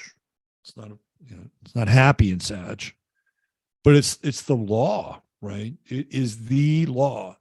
And so what have we seen with Macron? We've seen Mars in Gemini, right? So down here you have this Mars in Gemini in opposition to Saturn in Sagittarius. And so the people have hit the streets. They're not happy. There's your Mars Saturn opposition. And this goes all the way back to some of the yellow vest stuff, which we're going to look at. I just think this is an interesting chart to have as a country, because they're trying to work things out. They're trying to be fair. They're trying to be equal. They've got sort of the ghost of their revolutionary past and the blood of all that revolution, right? Even when you get into Aries, you're getting into blades and cutting, and there's Algol 26. Mars isn't on it, but it's just coming off of it. Moon in Cancer. We're just getting revved up here. Wait about 3.5, 4 weeks, and that Mars comes in and begins to conjunct France's natal moon in Cancer. They want to hold on to their traditions, right? This is a country that wants to hold on to their traditions. They want to retire, moon in Cancer. Now it's being threatened. So I think things are just heating up here. I don't think it's going to change anytime soon. And by the way, I've seen some images of the police, standing with these protesters. I've seen images. I've seen some video of them walking away with the protesters. And that's a thing. That's a real thing. So, when I see this, I'm like, look out. Look out. France is on, right? They are. It'll be very interesting to see how this thing, because they're not really striking or on the streets for anything that's connected to like the World Economic Forum, or this initially started off with like the cost of fuel, the yellow vests, and all kinds of other stuff, right? This is not like a universal referendum for the French. This is very personal for them because it affects, when they can basically hang it up, right? And who's to say that Macron won't change it again? He absolutely could.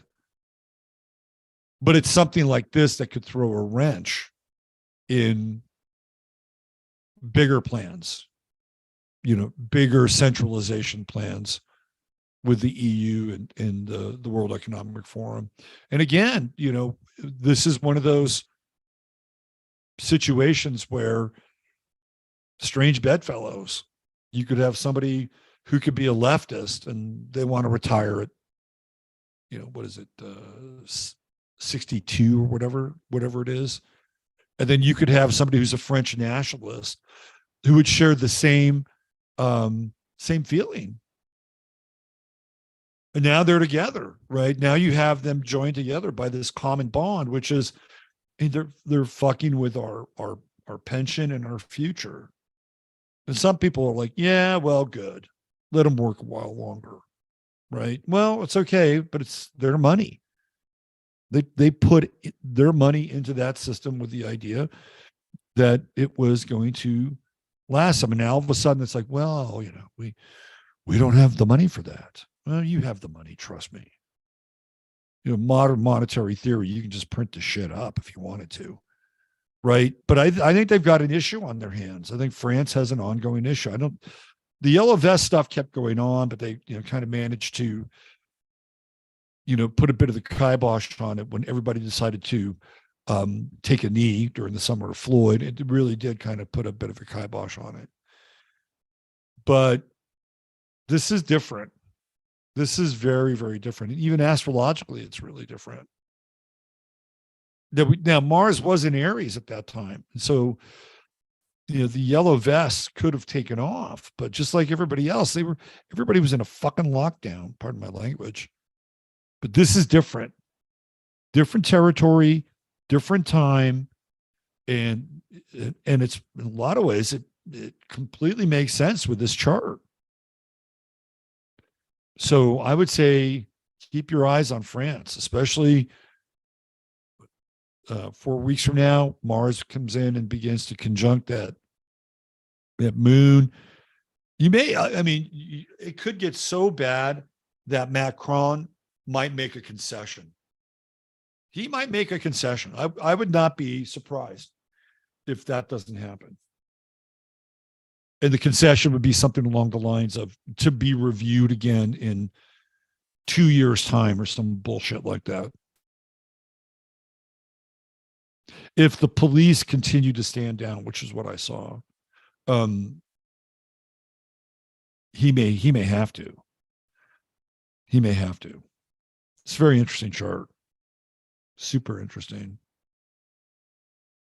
And Pluto, even in opposition with this is an interesting opposition because Vesta is the oldest of the asteroids. And you're really getting into old age with Vesta, right? It's like that flame is just flickering, like it's end game flame. Here's Pluto in Aquarius. Like, we're taking that. We're taking your money. We're taking your resources. Yeah, you're gonna have to keep working. Yeah, we'll push it out to about 68 real soon here. That's what they want. It's a power move. It's a total power, but it's right there, right? Pluto in opposition with Vesta. And I do think of France as a bit of a Leo country, even though in the modern day version here is Libra. Fair and balanced until you get into their pension and their food. And that's when the moon kicks in. And it's no way, Jose. All right, so there you go. There's a little drive by the French chart. Not a lot of Earth in there. Not a lot of Earth. We got the midheaven, Capricorn, Pluto, 3 Virgo, and then Pallas and Juno. Yeah. Lots of air, lots of talk. Lots of talk, lots of fashion. Okay. All right. So why don't we look at France in the past? Let's go through some of these. This is the Paris riots of 1968.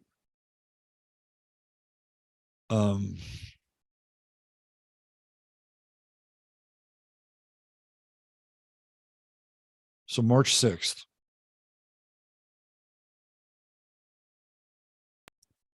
That's when everything starts, March 6th. Yeah, keep in mind, these are leftists. And behind me, these are all leftists. They're leftists, and they want a complete change of the government. And they want to get rid of de Gaulle. And de Gaulle almost pulled a Lafayette. During the French Revolution, I think Lafayette left or had to go into exile. I think part of that time he was also in prison, if I'm not mistaken. De Gaulle was ready to abdicate the government and go to Germany.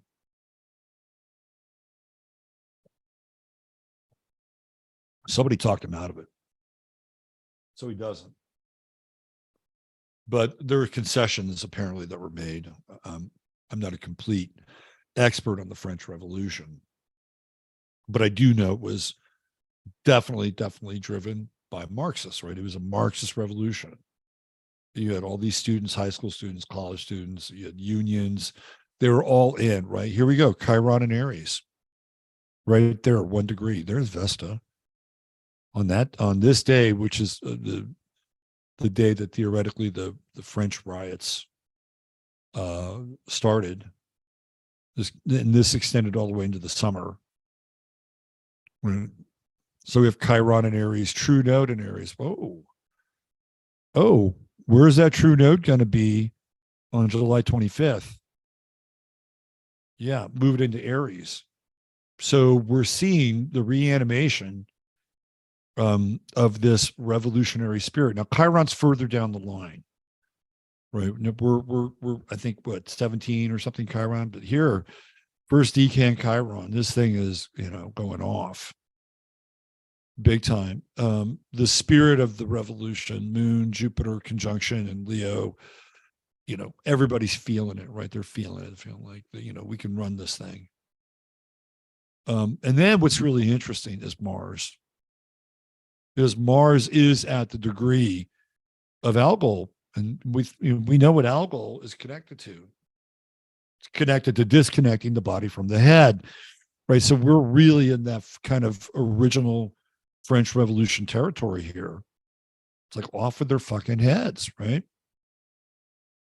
And even Taurus, it's like super, super stubborn.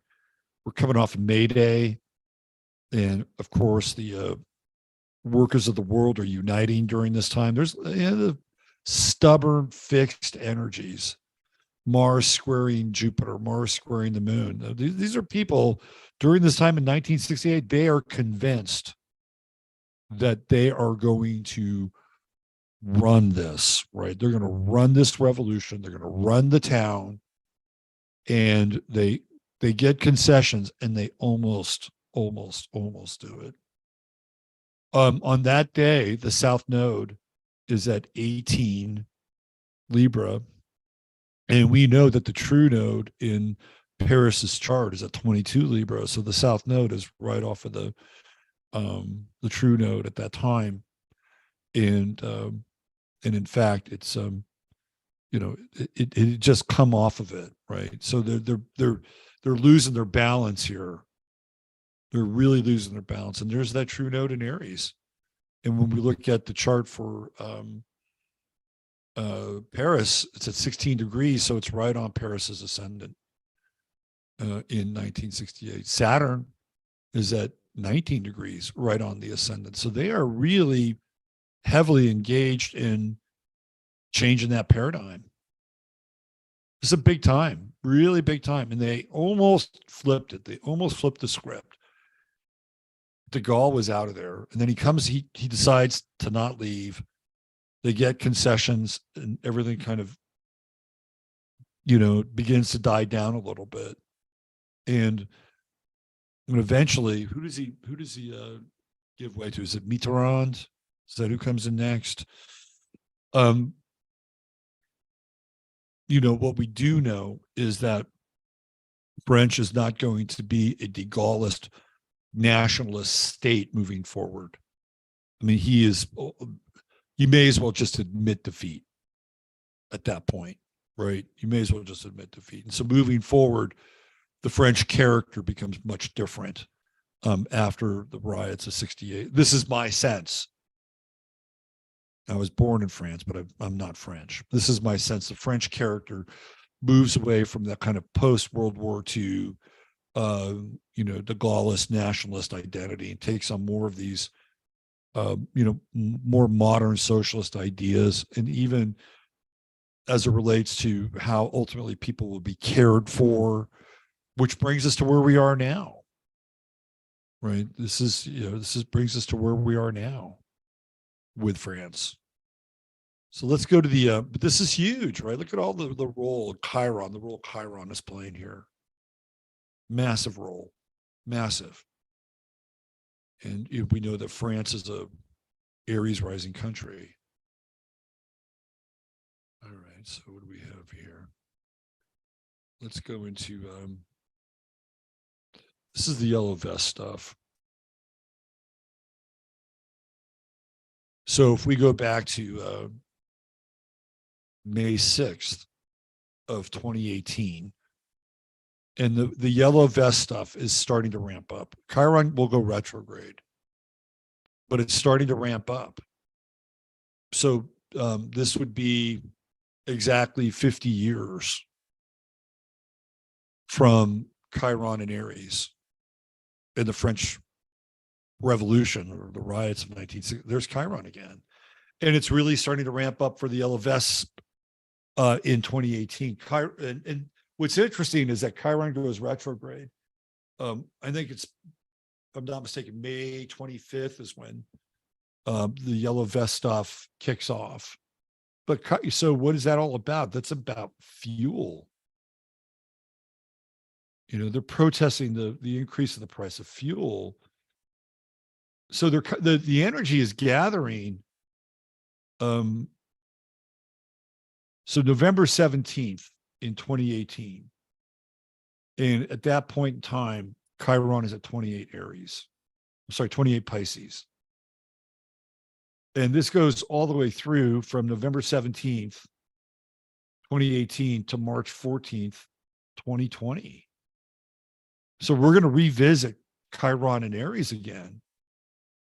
But it really gets kicked off because they're pissed off around fuel.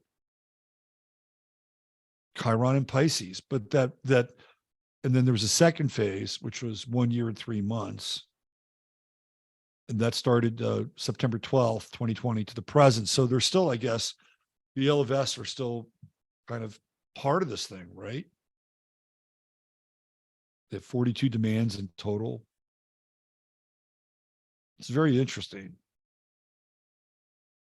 Where are we now? They have acts. Here, check this out. They have acts just like plays. Act 11, Act 12, Act 14, Act 16. Is it Act 18? What act are we in now? People participated in the protests of 14 March 2020 in spite of the imminent COVID-19 national lockdown. But leaders of the movement like Maxime Nicole and Jerome Rodriguez called on staying safe at home. The lockdown effectively put an end to the weekly protests. What did I say? The lockdown shut him down. This dude, Gilles Jean's leader, the yellow vest, Jerome Rodriguez, lost an eye. That's some Aries shit. Lose an eye, that's Aries. Very interesting. So now you've got the yellow vesters. They're probably involved in this too. So France is fascinating. And the role of Aries in France is kind of mind-blowing.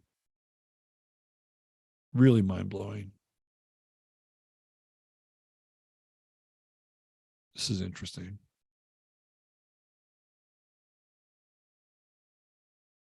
So we can see the role that the birth chart of a nation, a state, France being a country, and that south node right on the ascendant, Black Moon Lilith, sort of the spirit, right? The spirit of the, I think it's the past, right? It's the south node's the past. It is the I don't use the word heal. A little overused, but the unintegrated. I'll use the word heal because there was a lot of blood, a lot of bloodshed. It's a heavy time, man. The French Revolution's fucking heavy, and it's the gateway to the Bolshevik Revolution, and it's really the gateway to Marxism in the 20th century, and I don't think they ever really recovered from that. And that's the disincarnate spirit of it, the disincarnate spirit of independence and will. And so they have these dust ups, and Chiron is the trigger for France. That's my estimation. All right,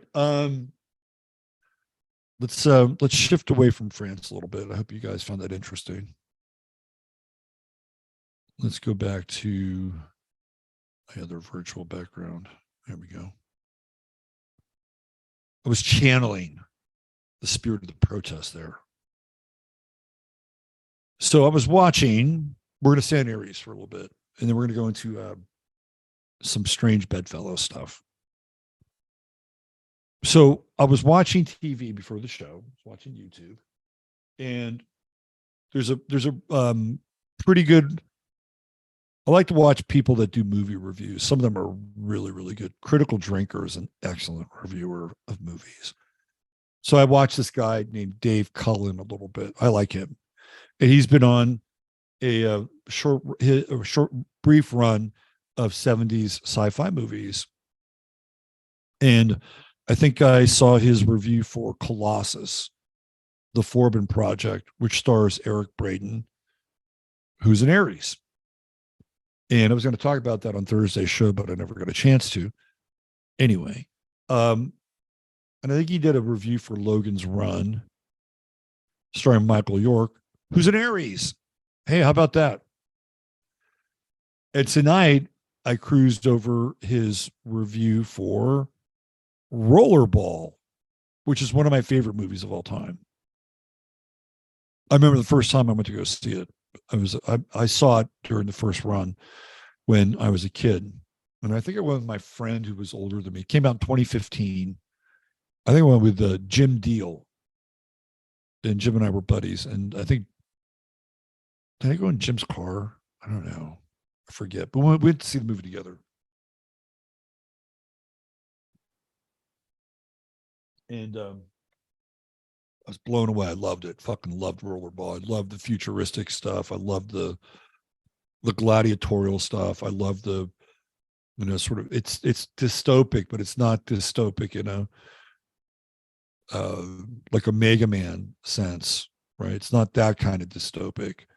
It's dystopic in the sense that nobody has any say in the world. There's no individuality. Everything is mapped out by corporations. It is so spot on in terms of its arc into the future. Like, it really predates this idea of corporatism, and that there are no more wars. There's no more countries. There's just these corporate bodies, and they provide for everybody, and everybody knows their role in this kind of corporocratic state. And they have bread and circuses, and the one bread and circus they have is Rollerball. And Rollerball is a combination of roller derby and football and motorcycle racing. It's a crazy idea for a sport, and it was developed by a writer who is friends with the director Norman Jewison, and Norman Jewison helped actually develop the idea and the rules for Rollerball, and they wrote the screenplay together. So let me put up a poster for Rollerball if you're not familiar with it. It's a great poster, and I know I downloaded it here somewhere. Yeah, it's right here.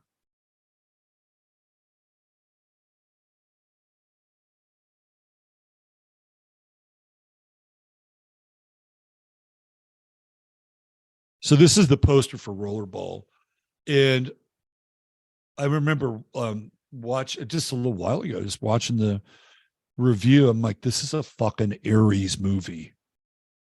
This movie is Aries. I mean, just look at it. He's got spikes jutting out of his head, right? Which is, the head is Aries. And, we see this spiked fist. And yeah, you could probably go into some of the, pre-awareness Illuminati symbol, art here. You have the one eye, symbolism, and down below, we have this kind of veneer civilization. That's a really striking image for the poster. In the not too distant future, wars will no longer exist, but there will be Rollerball. And it is a total Aries sport. Total Aries sport. In fact, at one point during the movie, the corporations keep changing the rules until it's the final match between the Houston team. That's the team that James Caan plays for, and the New York team. And the rules are you play to the death, right? So the idea is that they wanted to kill James Caan, his character, Jonathan E. And he plays,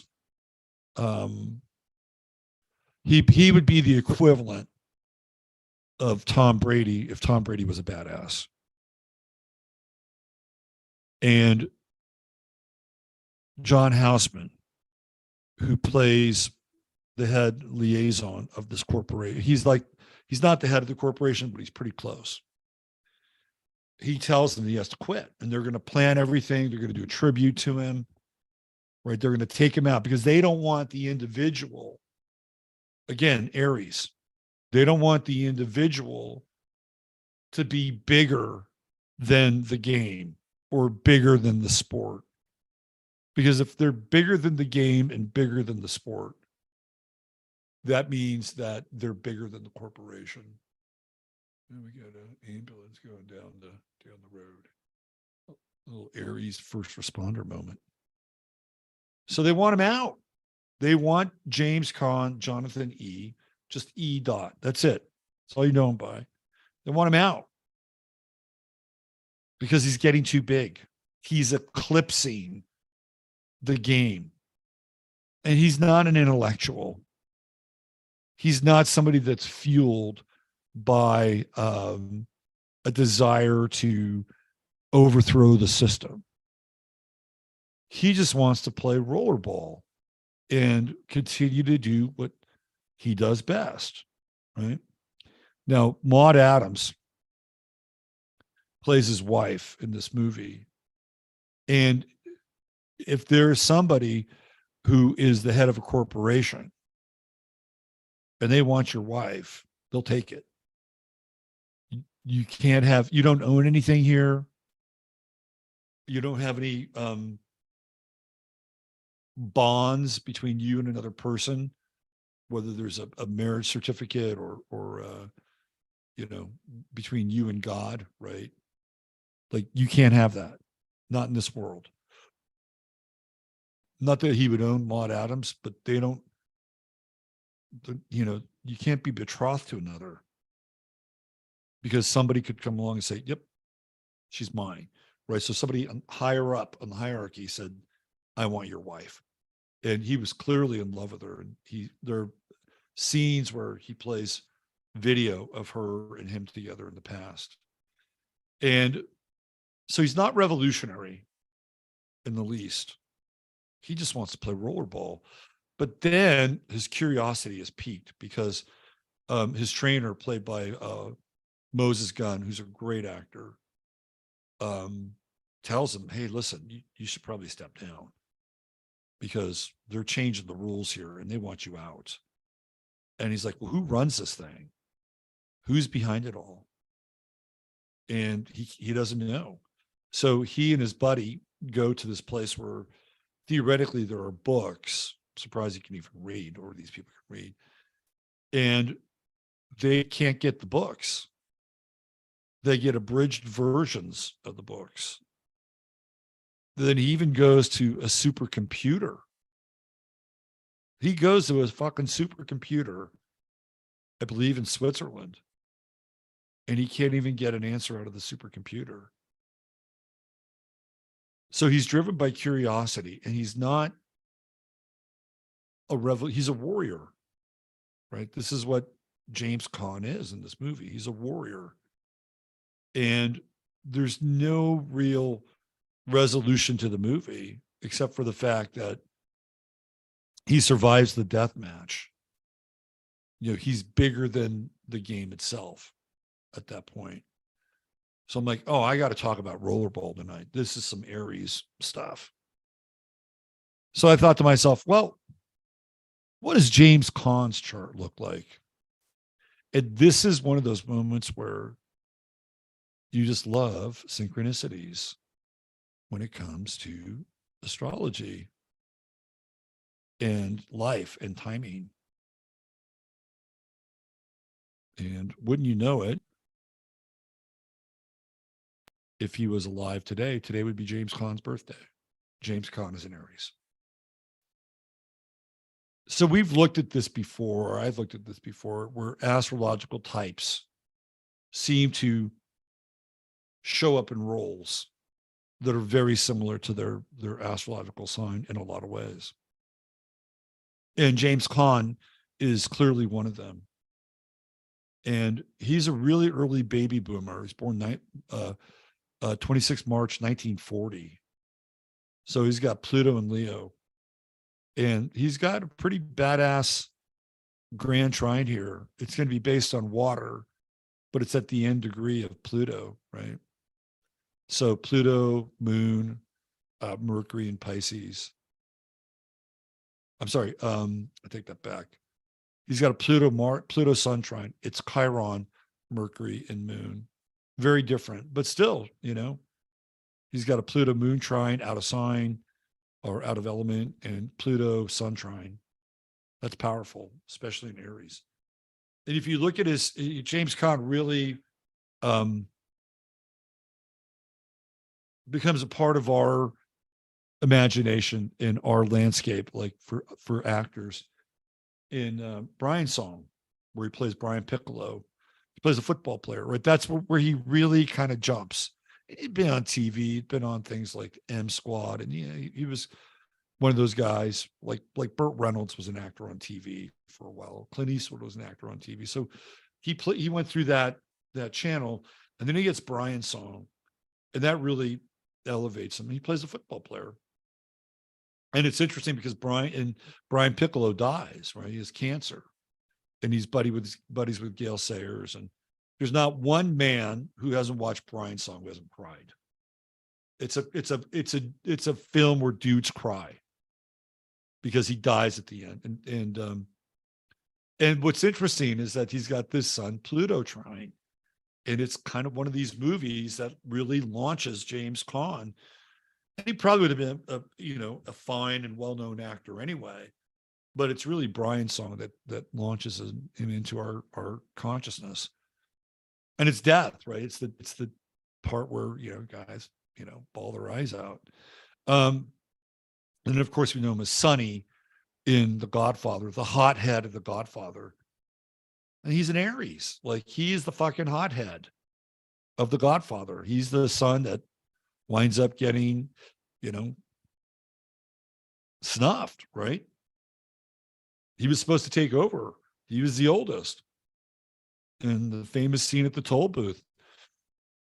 So he's got this sun conjunction with the part of fortune, and even this wide conjunction with Jupiter. So these roles that James Caan plays are really suited to him astrologically. I mean, these are the roles that we know him to really kind of stand out in. Of course, he gets his knees broken, where he plays the writer. Misery, right? I've never seen Misery. But it's on my list. The other movie that he's really, really good in is a movie called Thief with Michael Mann. Again, a very Aries kind of movie, right? He plays this thief, and he's trying to kick the game. It's a great movie. But here he is as Jonathan E., the star rollerballer, and it's like, it's a movie that's completely fit for James Caan. He plays this gladiator in the future. By the way, I think Rollerball is set in 2018.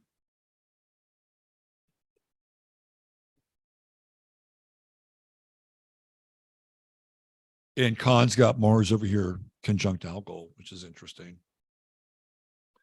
So Algol comes up as well again. All right. Not a lot of air in James. By the way, apparently he was a big prankster on movie sets. Huge prankster. Like, he liked to have James Caan liked to have a good time. He liked to have a very good time. South Node, Aries. So what's he bringing into his roles? He's bringing the spirit of Aries. He's bringing the spirit of the gladiator, the warrior. Very interesting character. Now, I decided that I was going to look up the day that Rollerball broke. And I came up with something really, really interesting. I just have to find it. Okay, we got the yellow vests. We have James Caan. Here we go. Yeah, here we go. Okay, so Rollerball opened on June 25th, 1975. So check this out. Where was Mars? Mars was in Aries. Chiron's at the end of Aries, right? So Mars is in Aries. Caan is going through his Jupiter return. Now, this is for New York City, and I picked 11 a.m. is usually when they have the first matinee. So it's a Wednesday. I remember that the movies would change on Wednesdays back in the day. So even the part of Fortune is lining up because Caan is from the Bronx in New York City. So it's going to be pretty close. And this was a film that was completely meant for him. And even the launch and the timing of the movie, the Jupiter return, Jupiter conjunct the South Node. And this movie has really stayed the test of time. The true node is in Sagittarius, right on his ascendant on that day. It's like, the movie did okay financially. It's done much better over time. Vincent Canby for the New York Times just savaged it. He was wrong. He was completely wrong. Venus was in Leo on that day. And what's it doing? It's trining Caan's Jupiter. I just think this is a great movie for him to be in. It typifies Aries and the warrior. And he's the last guy standing, which is completely Aries. And he's got his Jupiter return. This is the great vehicle, great timing to release the movie. What's interesting is during that time, I think the Eiger sanction was being released on the same day or close to it. That's Clint Eastwood's movie that takes place in the Swiss Alps, where he's doing a lot of climbing. It's another kind of crime thriller drama thing with Eastwood. Saturn's in Cancer at that time. That's not really the thing that I'm really paying attention to. And Pluto opposing his sun during that. I don't know what's going on in his personal life. All I know is that this is what was happening with the movie. And it is, for all intents and purposes, the perfect vehicle. Mars, Chiron, there's Juno. He's got his Saturn over there. His Saturn's at 0 Taurus, right? So Mars is approach. This is just a phenomenal day to launch this movie. And I don't know what he thought about playing this role, but he's the perfect actor for it. I don't know who else they wanted to cast for it, but he's a freaking Aries. And they launched it. It opened, with all this heavy duty Aries influence. And I think it probably carried the movie, honestly. And it's a summer movie. And I remember, like, all the big movies back in the day would be released during the fall. Like, if you wanted a movie for an Oscar run, you would release it like August, September, like those, because you'd want to catch a lot of the Thanksgiving, views. People would go to the movies a lot on Thanksgiving. So this is a summer release. It's not a fall release at all, right? Now, in a place like New York, where you want to get out from the heat and go see a movie, of course, a lot of people would do that because this place would be air conditioned. A lot of people would just spend time in movies just to beat the heat. Anyway, really interesting sort of synchronicity. Rollerball, Aries movie, right? James Caan cast in the lead role. Jonathan E. Aries, warrior, South Node, Aries, Jupiter, like having all these kinds of characters that he could pull from his past. And then Jupiter and Aries, the Jupiter return, just fascinating stuff. And I caught it, right? I caught it tonight when I was looking at him going, well, let's see what's going on. Fuck, it's just would have been his birthday today. So great actor. Jimmy Caan was a great actor. If you ever seen the interviews with him, he's very animated. Very, very animated. All right. So let's go back and let's talk about let's do a little recap here. We're 2.5 hours in. We looked at the chart of the moment. We got into kind of where we are now, which is really interesting. We looked at France, the chart for the Fifth Republic, sort of the egregore of the French Revolution with the South Node and Aries on the ascendant. How whenever Chiron comes into Aries, with the exception of the 1920s, because that's when Chiron was in Aries, and Paris was the center of the universe in the 1920s. You had jazz, literature. It was the place to be during the 20s. One of the few places to be during the 20s. United States that's a whole other story. So we did that. And we looked at Chiron in the yellow vest in 1968 and the revolutionary spirit. And then what else? And we just got into rollerball and James Caan and the Aries synchronicities and overflow. Kind of where we are right now. We're up to speed. Okay, so I wanted to get into this a little bit, and it's called. I have a visual for this. I have these visuals.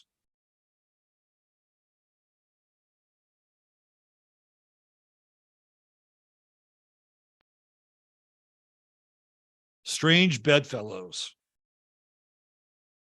That's what we're calling this segment.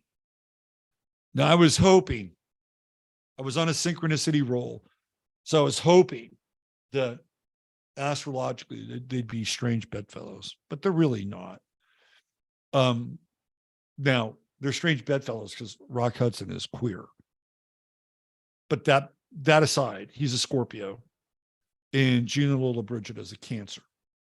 It's actually a pretty good match astrologically, I think. Pretty good match. So that doesn't fly. At least not that part. They loved to fight, but not all night. Oh, what did they do with the rest of the night? And who's that down there? He's got his little French beret. Ooh la la. Ooh la la.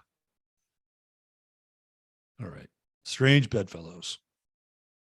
Let's get on with our strange bedfellow section. I got 1, 2, 3, 4, 5, 6 of these things. Let me start here. Now, you might be one of these relationships. And you know what? They can work. Not saying they can't. What you'll notice is that these relationships are going to be signs that really don't have anything to do with each other in some ways. So we're in kind of the quincunx inconjunct territory. So these signs could be inconjunct and, they can work. They might be able to work due to the inconjunct. Like you're a missing piece and I'm a missing piece and we don't know how it fits together, but fuck it, we'll find out. Right. But that's 150 degrees and a 3-degree orb. So the odds for that are pretty slim. Sometimes there could be a little bit of overflow with Venus or whatever, oppositions. Maybe that'll click in. But here's the first strange bedfellow. And again, this might be you. And I'm not here to slam these combinations, but they're unusual and they pose unique challenges to the coupling. So the first strange bedfellow is Aquarius and Cancer. I can't think of two signs that are more different than Aquarius and Cancer, but I could see why they might click and hang out a little bit. They're very, very different. Cancer is conservative, emotional, domestic, feeling, home-oriented, right? I mean, these are kind of typical definitions of the sun sign. And I know we're more than the sun sign, rising sign, and all these other things are going on. We're just going to focus on the sun sign here. Those are some bullet points for Cancer. They'll take care of your plants, right? Cancer will take care of your plants. Feed you soup. But also very attached. It's one of the things about Cancer. Very attached. The crab does not like to make changes. They're the claws on a person or a situation. They like the consistency. They like the security. So you have probably the most attached sign with the least attached sign in Aquarius. These are strange bedfellows. And I'm not saying that they cannot cohabitate, coexist, but they are definitely different. Now, how could it work? Well, I could see Cancer looking at Aquarius and saying, oh, you're so misunderstood. You're so misunderstood. And you're so creative and out there. And all you really need is a place to hang your hat for a while. You just need a place to hang your hat. Let me make you some soup. Let me make you some soup. And Aquarius is like, oh, this is great. This is great. But I do have some dietary needs. So my soup is going to be a little different. It's okay. I'll make you the soup that you, because I have a feeling about your greatness. You're just misunderstood. And I feel it. I just want to provide a place where somebody can understand you. Of course, it's great. This is great. Gets the soup. It's all good for a while. And then Aquarius gets a little antsy. There's a little too much attachment going on. So Aquarius is like, hey, I need some space. I need a little space. And Cancer's like, space? What's that? I thought I was giving you space. In fact, I was giving you my space. And for me to give you my space, that's a big fucking deal, Mr. Aquarius. And of course, yeah, I get it. I understand you gave me your space, but I need space. I need to go out and be in the world a little bit, and not be so attached. And that's when Cancer gets very, very concerned. Very concerned. Now, maybe Cancer person has Venus in Gemini. That could be helpful. Kind of roll with it a little bit. Could be, right? Maybe you can kind of look at that angle. Let's say that's not true. Venus and Leo, opposition, conflict. You want space? Well, okay. Here's your space. I'm locking you in. No, just kidding, right? But by and large, these two signs are very different in terms of how they couple, how they cohabitate, what their values are. And there's also a side of Aquarius that can be very cruel, right? Aquarius can be cruel. I'm sorry. In as much as they can be very magnanimous and very universal and very friendly, there's a cruel side to Aquarius. And if they get too boxed in a situation, then the cold side of Aquarius can come out. And that is the absolute worst thing for a Cancerian person. Absolute worst. A cold Aquarius could absolutely shred a Cancer if they're not getting what they want. One sign is sentimental. Cancer is sentimental. Aquarius is the least sentimental sign. They don't stand on ceremony, right? So this is a strange bedfellow right here. Strange bedfellow. Can it work? Anything can work. But there could also be some easier combinations. At the very least, these are two very different people. They'll wind up learning a lot about themselves and each other. All right. What's another strange bedfellow?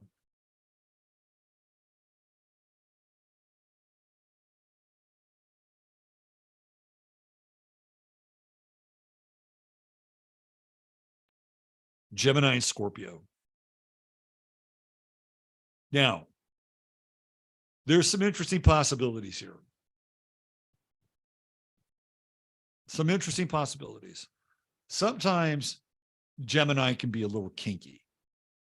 Like Gemini's got a kink in it as a sign.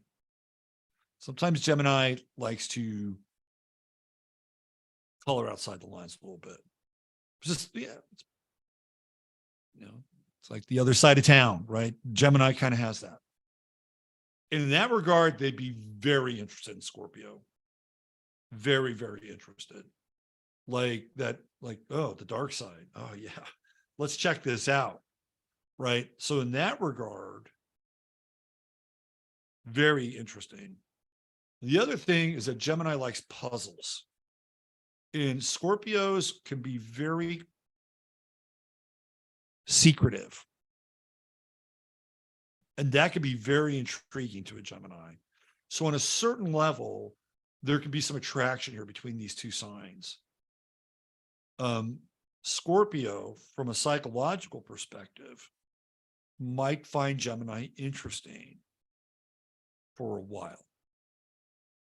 The challenge with these two signs is that there could be a real turning point where Scorpio would find Gemini to be absolutely and utterly superficial, right? Just like flighty, flying on the surface of things, and like done. And the problem here is that, or the challenge is that once Scorpio cuts something out, that's the nature of Scorpio. You're just done.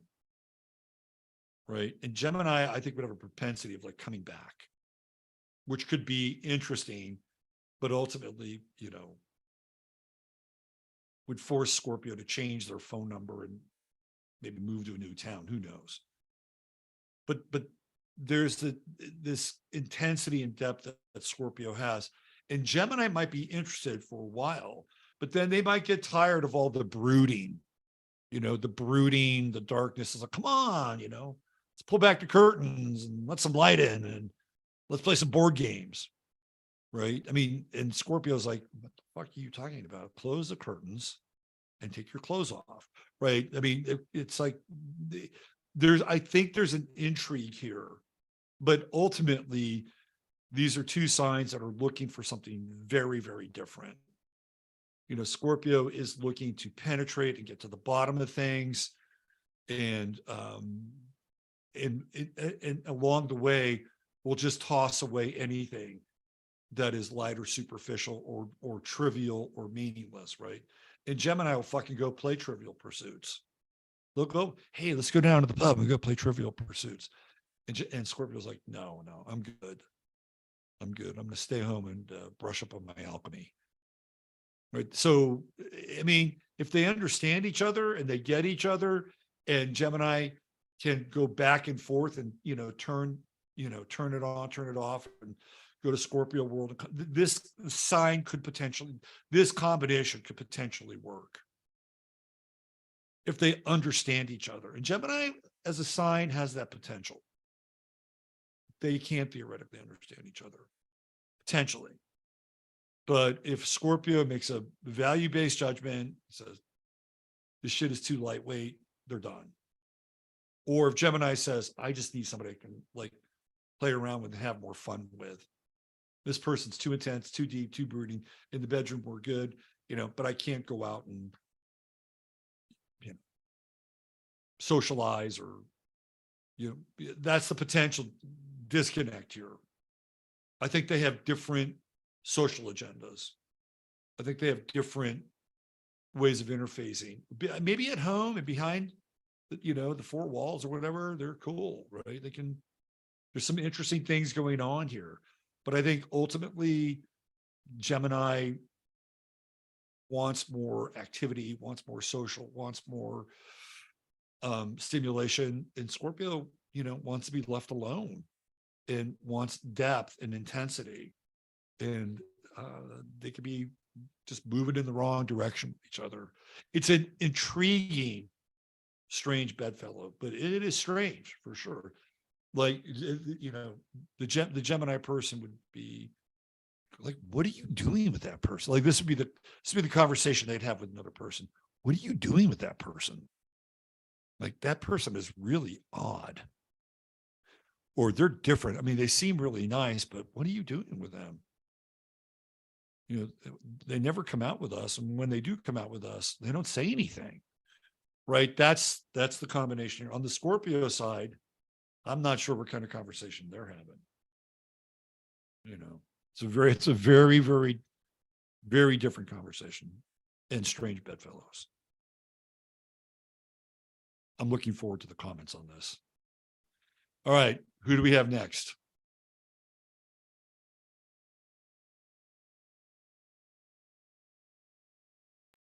Sagittarius and Taurus. Very strange bedfellows. Now, again, there could be some very intriguing possibility between the two signs. Sagittarius is a very carnal sign.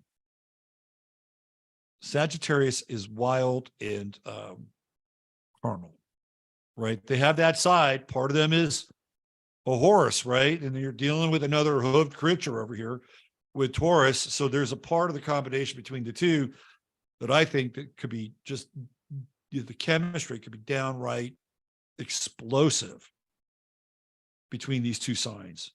Taurus is the body. They like the body. They're into body things, like to be touched. You know, they're into it, right? Taurus is a sensual sign, and Sagittarius, fire and stamina. On that part of the farm, these two signs I think could be really intense and passionate together. The challenge happens afterwards, right? Because Sagittarius wants to have room to roam. You know, if you think of the horse is this creature that, you know, leaps and bounds and strides, and, you know, Taurus is, you know, kind of bovine. It's the bull, it's the cow. They're very, very different creatures when it comes to that kind of expression. And Taurus likes security, and they like comfort, and they like home. And Sagittarius isn't always a sign that delivers security. It is not. I'm not saying it can or won't. There's some very capable and very responsible Sagittarians, but they need room to roam. Sagittarius as a sign needs room to roam. Whether you're a man or a woman, it doesn't really, it's a little bit different for women and men as it is through most signs, but there's a wild spirit with Sagittarius. I wouldn't say Taurus has a wild spirit per se, unless you're Brian Eno, in which case he's legendary. But they have different, in a lot of ways, different values. Taurus likes material things.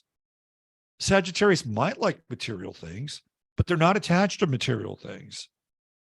Sagittarius is way more philosophical in a lot of ways. That's not to say you can't be philosophical, be a Taurus. Krishnamurti was a Taurus. He's very philosophical. I don't want to put, you know, signs at buckets, but we're dealing with generalities here. And Sagittarius, you know, is, you know, can be, you know, Sagittarius can be the life of the party, and Sagittarius can end a fucking party. Like, they can say the wrong thing, right? And they don't care. And Taurus isn't like that. Like, Taurus can be very conservative, very, very conservative. So they may like Sagittarius, and it might be fun and hanging out. And certainly when it came to like being between the sheets, I mean, it could be really interesting, especially if Sagittarius isn't drunk and wasted, right? I mean, there is that component with Sag where it's like, you know, anything worth doing is worth overdoing with Sag. And so Taurus might like some of that. But then Taurus kind of wants to bring it back into, you know, 3D. And Sagittarius might be gone. I mean, Sagittarius has the spirit of the nomad. Sag is like, come on, let's go. And Taurus is like, I don't know. I'm good here. I like where I am. So this is an interesting pairing. And I would use the analogy. If you're a Taurus, and you got a Sagittarius in your life, leave the barn door open. They'll come home, right? Sagittarius will ultimately come home. It's what's going on when they're not at home, which could be problematic. Taurus is a fixed sign. It's a fixed sign. So, and Sagittarius is mutable, and things can change quickly with Sagittarius, and that might just completely drive Taurus fucking nuts. I thought we had a routine here. You had the routine. My routine is I'm inconsistent, but I'll be back. Right. So this is an again, there's some intrigue here. I think it could be very carnal. This could be a really carnal relationship. As long as you give Sagittarius room to roam and be able to come home, leave that barn door open, they'll be fine. Is Taurus okay with that? I don't know. If you're in this coupling or pairing, you tell me. Of the two signs, of all these signs, I think as far as a divorce goes, this could be a really bad divorce. Really, really bad divorce. And I don't know who would win out in terms of the goods and what's on the, I might be Taurus. Sagittarius might just like take it all. I just want to be free. I just want to be free. Or it's like, okay, I'll take it all. Or Sagittarius could be, fuck you, I'm going to fight this tooth and nail, and I'm going the legal route because I'm a Sagittarius. This is all about the law, and I'll expend all my resources just to win this. And Taurus will say, I'm not going anywhere. I'm not going anywhere. We'll see this out until you've either won or I've drained you of every single cent that you have to win this thing. It's a very interesting combination. I think ultimately, if Taurus is willing to take on a bit of the life of the nomad or the gypsy, this could work. Right? This could work, but I don't think it's easy. This is not an easy combination. This is definitely strange bedfellow territory. All right, who else do we have? Kind of round them off here. Oh, this is one. Yes, I've actually experienced this one. Virgo and Aries. What is the attraction here?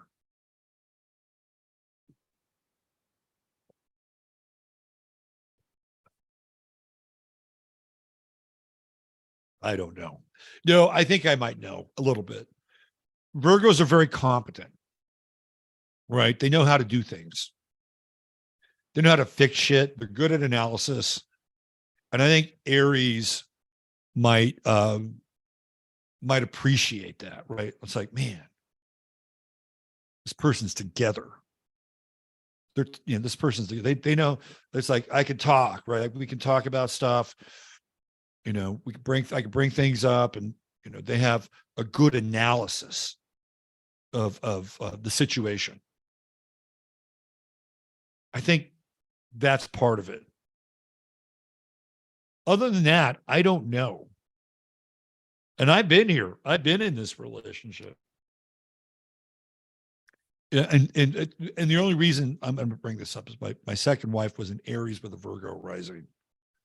And I'll never forget one time we spent went camping somewhere in San Diego in the hills, mountains around San. We got this. It was so fucking hot in this cabin. It was really fucking hot. There's no air conditioning. We're sweating this thing. And the book she brought with her was there are these books called worst case scenario books. You ever see those books? Worst case scenario. It was worst case scenario camping. So we read that while we were camping. Crazy. Anyway, I just don't think this is a strange bedfellow, because ultimately I think Aries would find Virgo just too fussy, too perfectionist, too mental, right? Too analytical in some ways. And Aries is just like, let's just do it and go, right? Let's go. Let's just go. And Virgo would be like, well, do you think about this? Or do you think about that? Or do you think about this? Or what about this other possibility? And Aries is just like, well, fuck the possibility. Let's just go, right? So I think could it work? Maybe. I just don't think it's a great match. And we're talking earth, fire, singeing, burning. You get some of that with Sag and Taurus, but it's different. It's very, very different with Sag and Taurus because of they're both like hooved symbols, right? There's something about the beast that they understand as signs. This is not the case here with these two signs at all. And fire burns earth, like scorched earth. I don't know. I don't know the redemptive potential here. Maybe they're both healers. And I think Aries has some healing potential as a sign. I've run across Aries who have incredibly powerful, warm hands, like they can channel chi. Maybe the healing thing brings them together, possibly. But these two signs, clearly, strange bedfellows. Very strange bedfellows. I got one more. And I got two more. Here we go. I may stop on this one because the next one is kind of interesting, but I don't think it's all that strange. Aries and Leo and Capricorn, again, the earth fire thing. We've seen it 3 times. Of the two, I think Sag and Taurus are mildly interesting. This is interesting up to a point. Because Leo wants to be loved and adored, right? It's like, love me, adore me, respect me. Hey, look at me. And I know there's Leos and there are different degrees of Leos. And I don't want to be completely superficial, but there's some of that in there, right? There's some of that in there. Tom Brady wants to, be the kid forever and play a child's game forever. And, he wants to be the best and he wants people to look up to him, and especially the longevity piece because he's a Sun-Saturn conjunction. So Leo has that investment and Capricorn doesn't.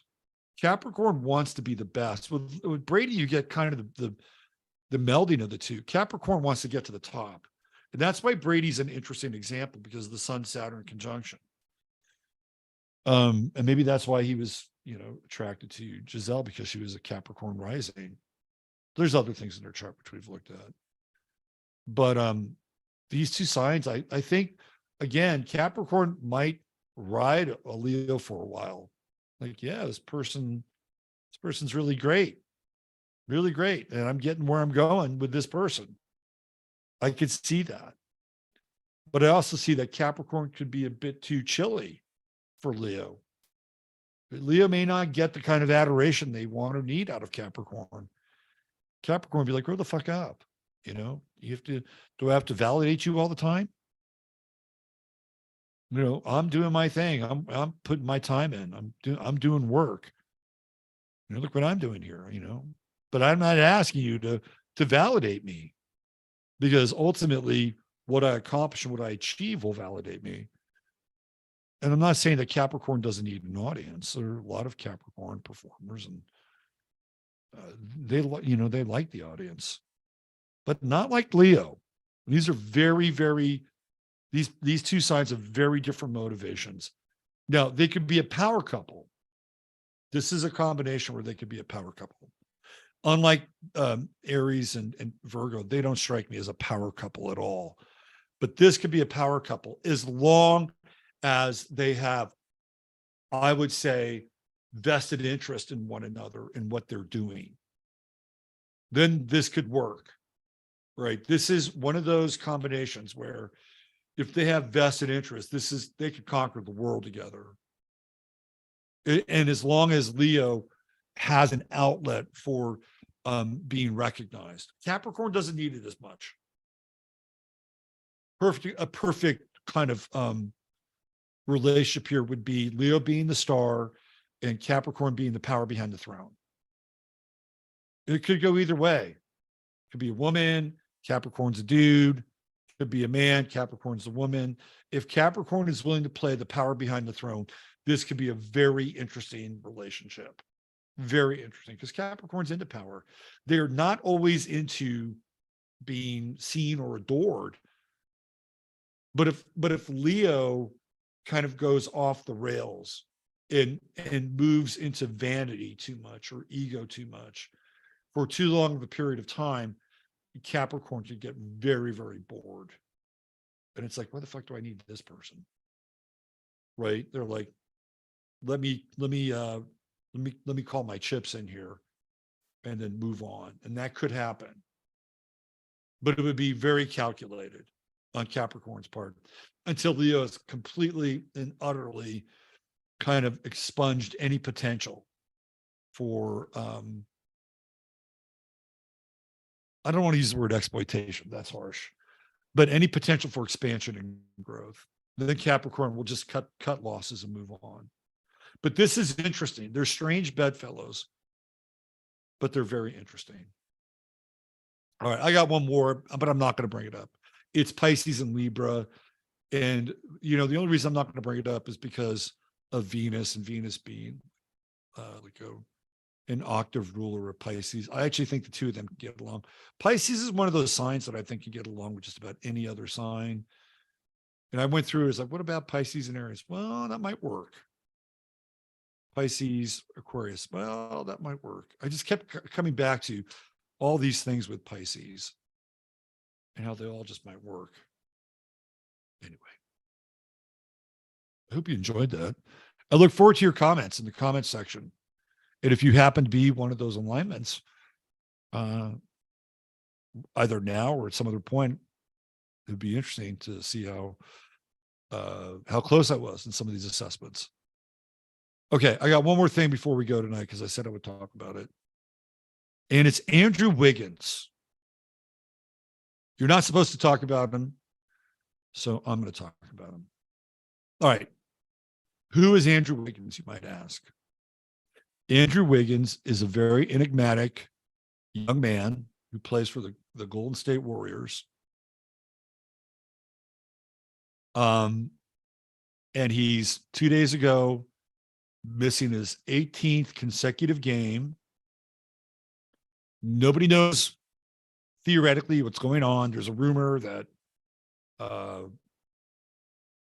his girlfriend of all these years had kids with his best friend, and he just found out from his paternity test that he's not the father of these kids. Right? So that's a rumor that's going around the internets. But nobody knows. Nobody knows. And remember, this is a guy that I'll show you. It says his privacy needs to be respected.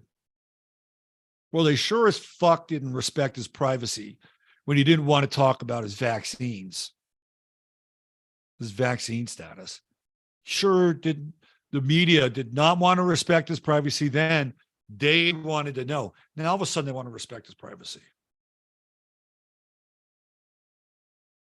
Yes, it's our duty to know. Where is Andrew Wiggins? Update on Warrior Star amidst sudden disappearance. So, he's missed 18 consecutive games. He hasn't played until the since before the All-Star break. So this is the rumor that his girlfriend, partner, Michael Johnson, was cheating on him with his best friend, 2 daughters. So nobody knows. This is what Braylon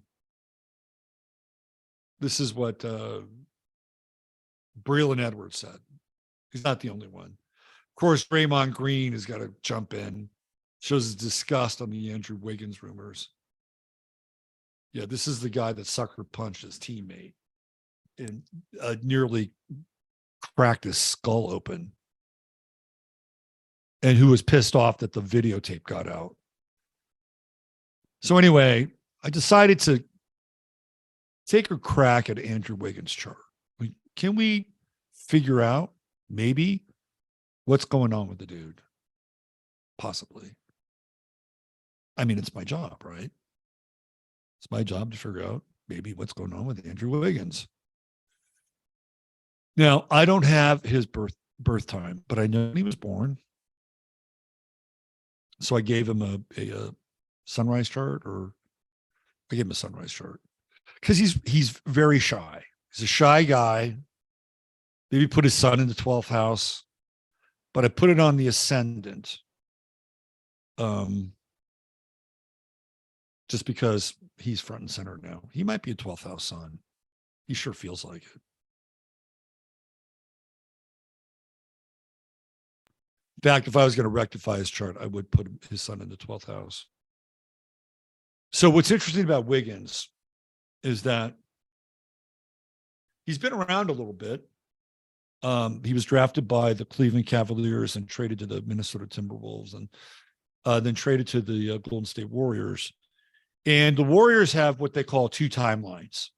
They have their core, which is Steph Curry, Draymond Green, Klay Thompson, and I guess you could throw Kevon Looney in there, but it's really Klay, Steph, and Draymond. Those guys are millennials, by the way.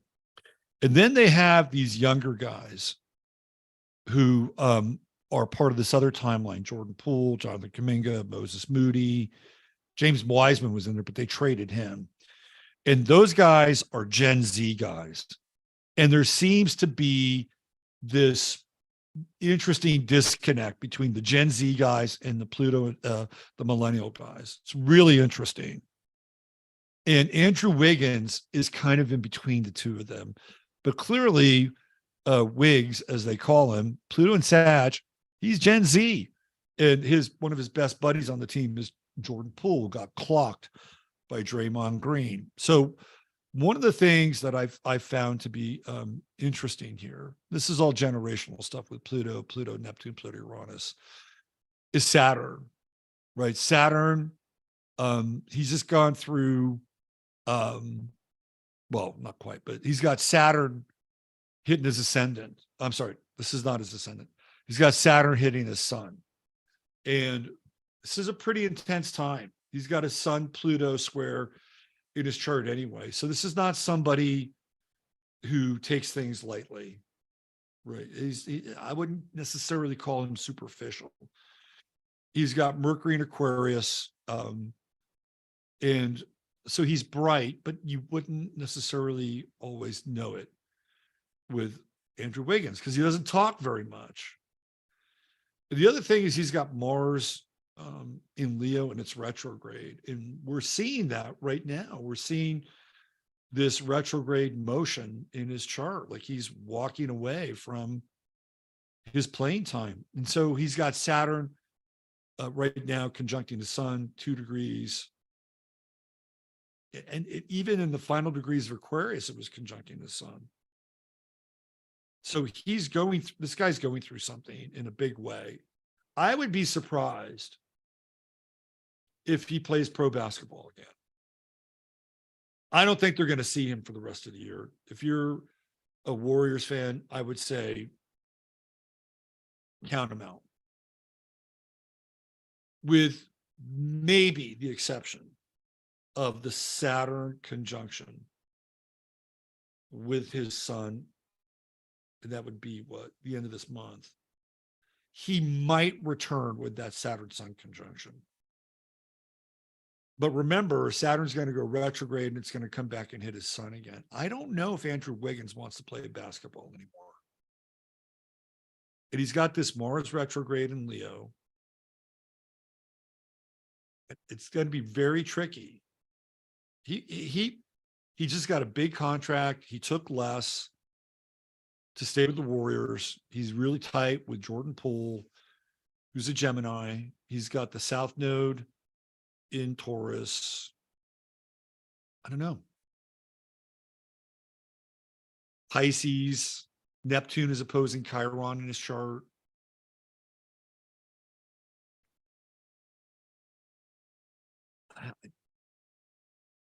I don't know. I don't know if he's gonna stay. I don't know if he's going to play basketball anymore. Because when Saturn hits a planet in your chart, you get reset, right? You get just completely reset. He's going through a reset. This guy is going through a major reset. Major reset. Even Saturn squaring Pluto in his chart.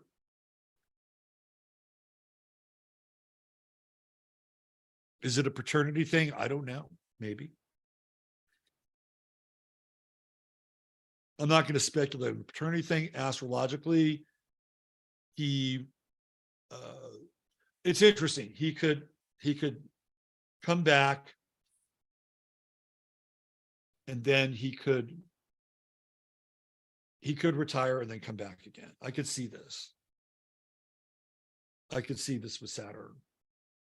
He could come back. He could retire. He might come back. He might retire after the season. He might say, I'm done. He could say that. And then when Saturn retrograde, he may come back again and restart it. But I don't know if he would do it with this team. And everybody on the team loves him. And apparently it was a great experience for him. This guy's going through big changes. Really, really, really big changes. And I could see him step away. He could come back, step away. If he does come back, it would be at the end of this month.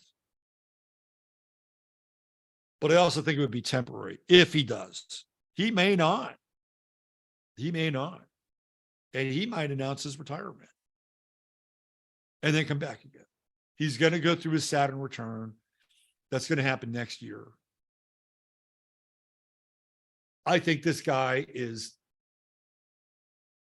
not dependable until he goes through a Saturn return. I don't even want to use the word dependable. I mean, if you're the Warriors or your fans, like, don't depend on this guy right now until after a Saturn return. He will, and the team will have a better picture about where he's going, but it's not for a while. I don't think his heart is in this thing. And it's weird too. He's got this in conjunct with Mars and Venus too, which is the male-female partnership piece. Very interesting. Very interesting. Mars is going to be trining his sun here pretty soon. That might give him a little oomph and energy. He might come back at the end of the month. There's going to be a period, it'll be the end of the month. But don't get attached to him staying around, because that Saturn's going to go retrograde again. Anyway, that's my 2 cents. I'd be very surprised if he comes back. If he does, I think it's temporary, and he goes back into the woods again. He goes MIA again, and it might even result in his retirement, and then maybe to come back one more time. But I wouldn't wait around. This dude's going through big changes, and I think the Saturn return is also going to play a significant role here. Also, the Warriors have other players who are Pisces. They got Draymond Green, Steph Curry. They're all going to have these Saturn transits across their suns. I think Draymond's these 0 Pisces. It might be 0 Pisces. So Saturn's hitting his sun too. I think this is we're seeing the sunset on the Golden State Warriors here with Saturn. They may have one last hurrah, but that might have been last year. Because Saturn's going to play a role. And even with Clay, like you can see, I think Clay's like an early Aquarius. He's got a Pluto on his sun. So anyway, there's your Andrew Wiggins. I don't want to sound wishy-washy here, but it's really difficult with Saturn. It's very difficult, especially with Mars. Like, he could come back the end of the month, Saturn, but I don't think it's lasting. Like, I just don't think it's last. That's if he comes back. This guy's going through big changes. Saturn, Pluto square, Saturn on his sun, big changes. All right, there's your Andrew Wiggins update. So what, 3 hours tonight, right? 3-hour show, 9:22. Let's stop it here. That's my birthday. If you're interested in reading, robertphoenix.com. Services. I'll be back on Tuesday with the Astro weather. Thank you, mods, for doing your thing. Thank you, Chat Taria, for being the best chat on the internet. Use your head in order to serve what's real, your heart to say what's possible. I'm Robert Phoenix, and bye for now.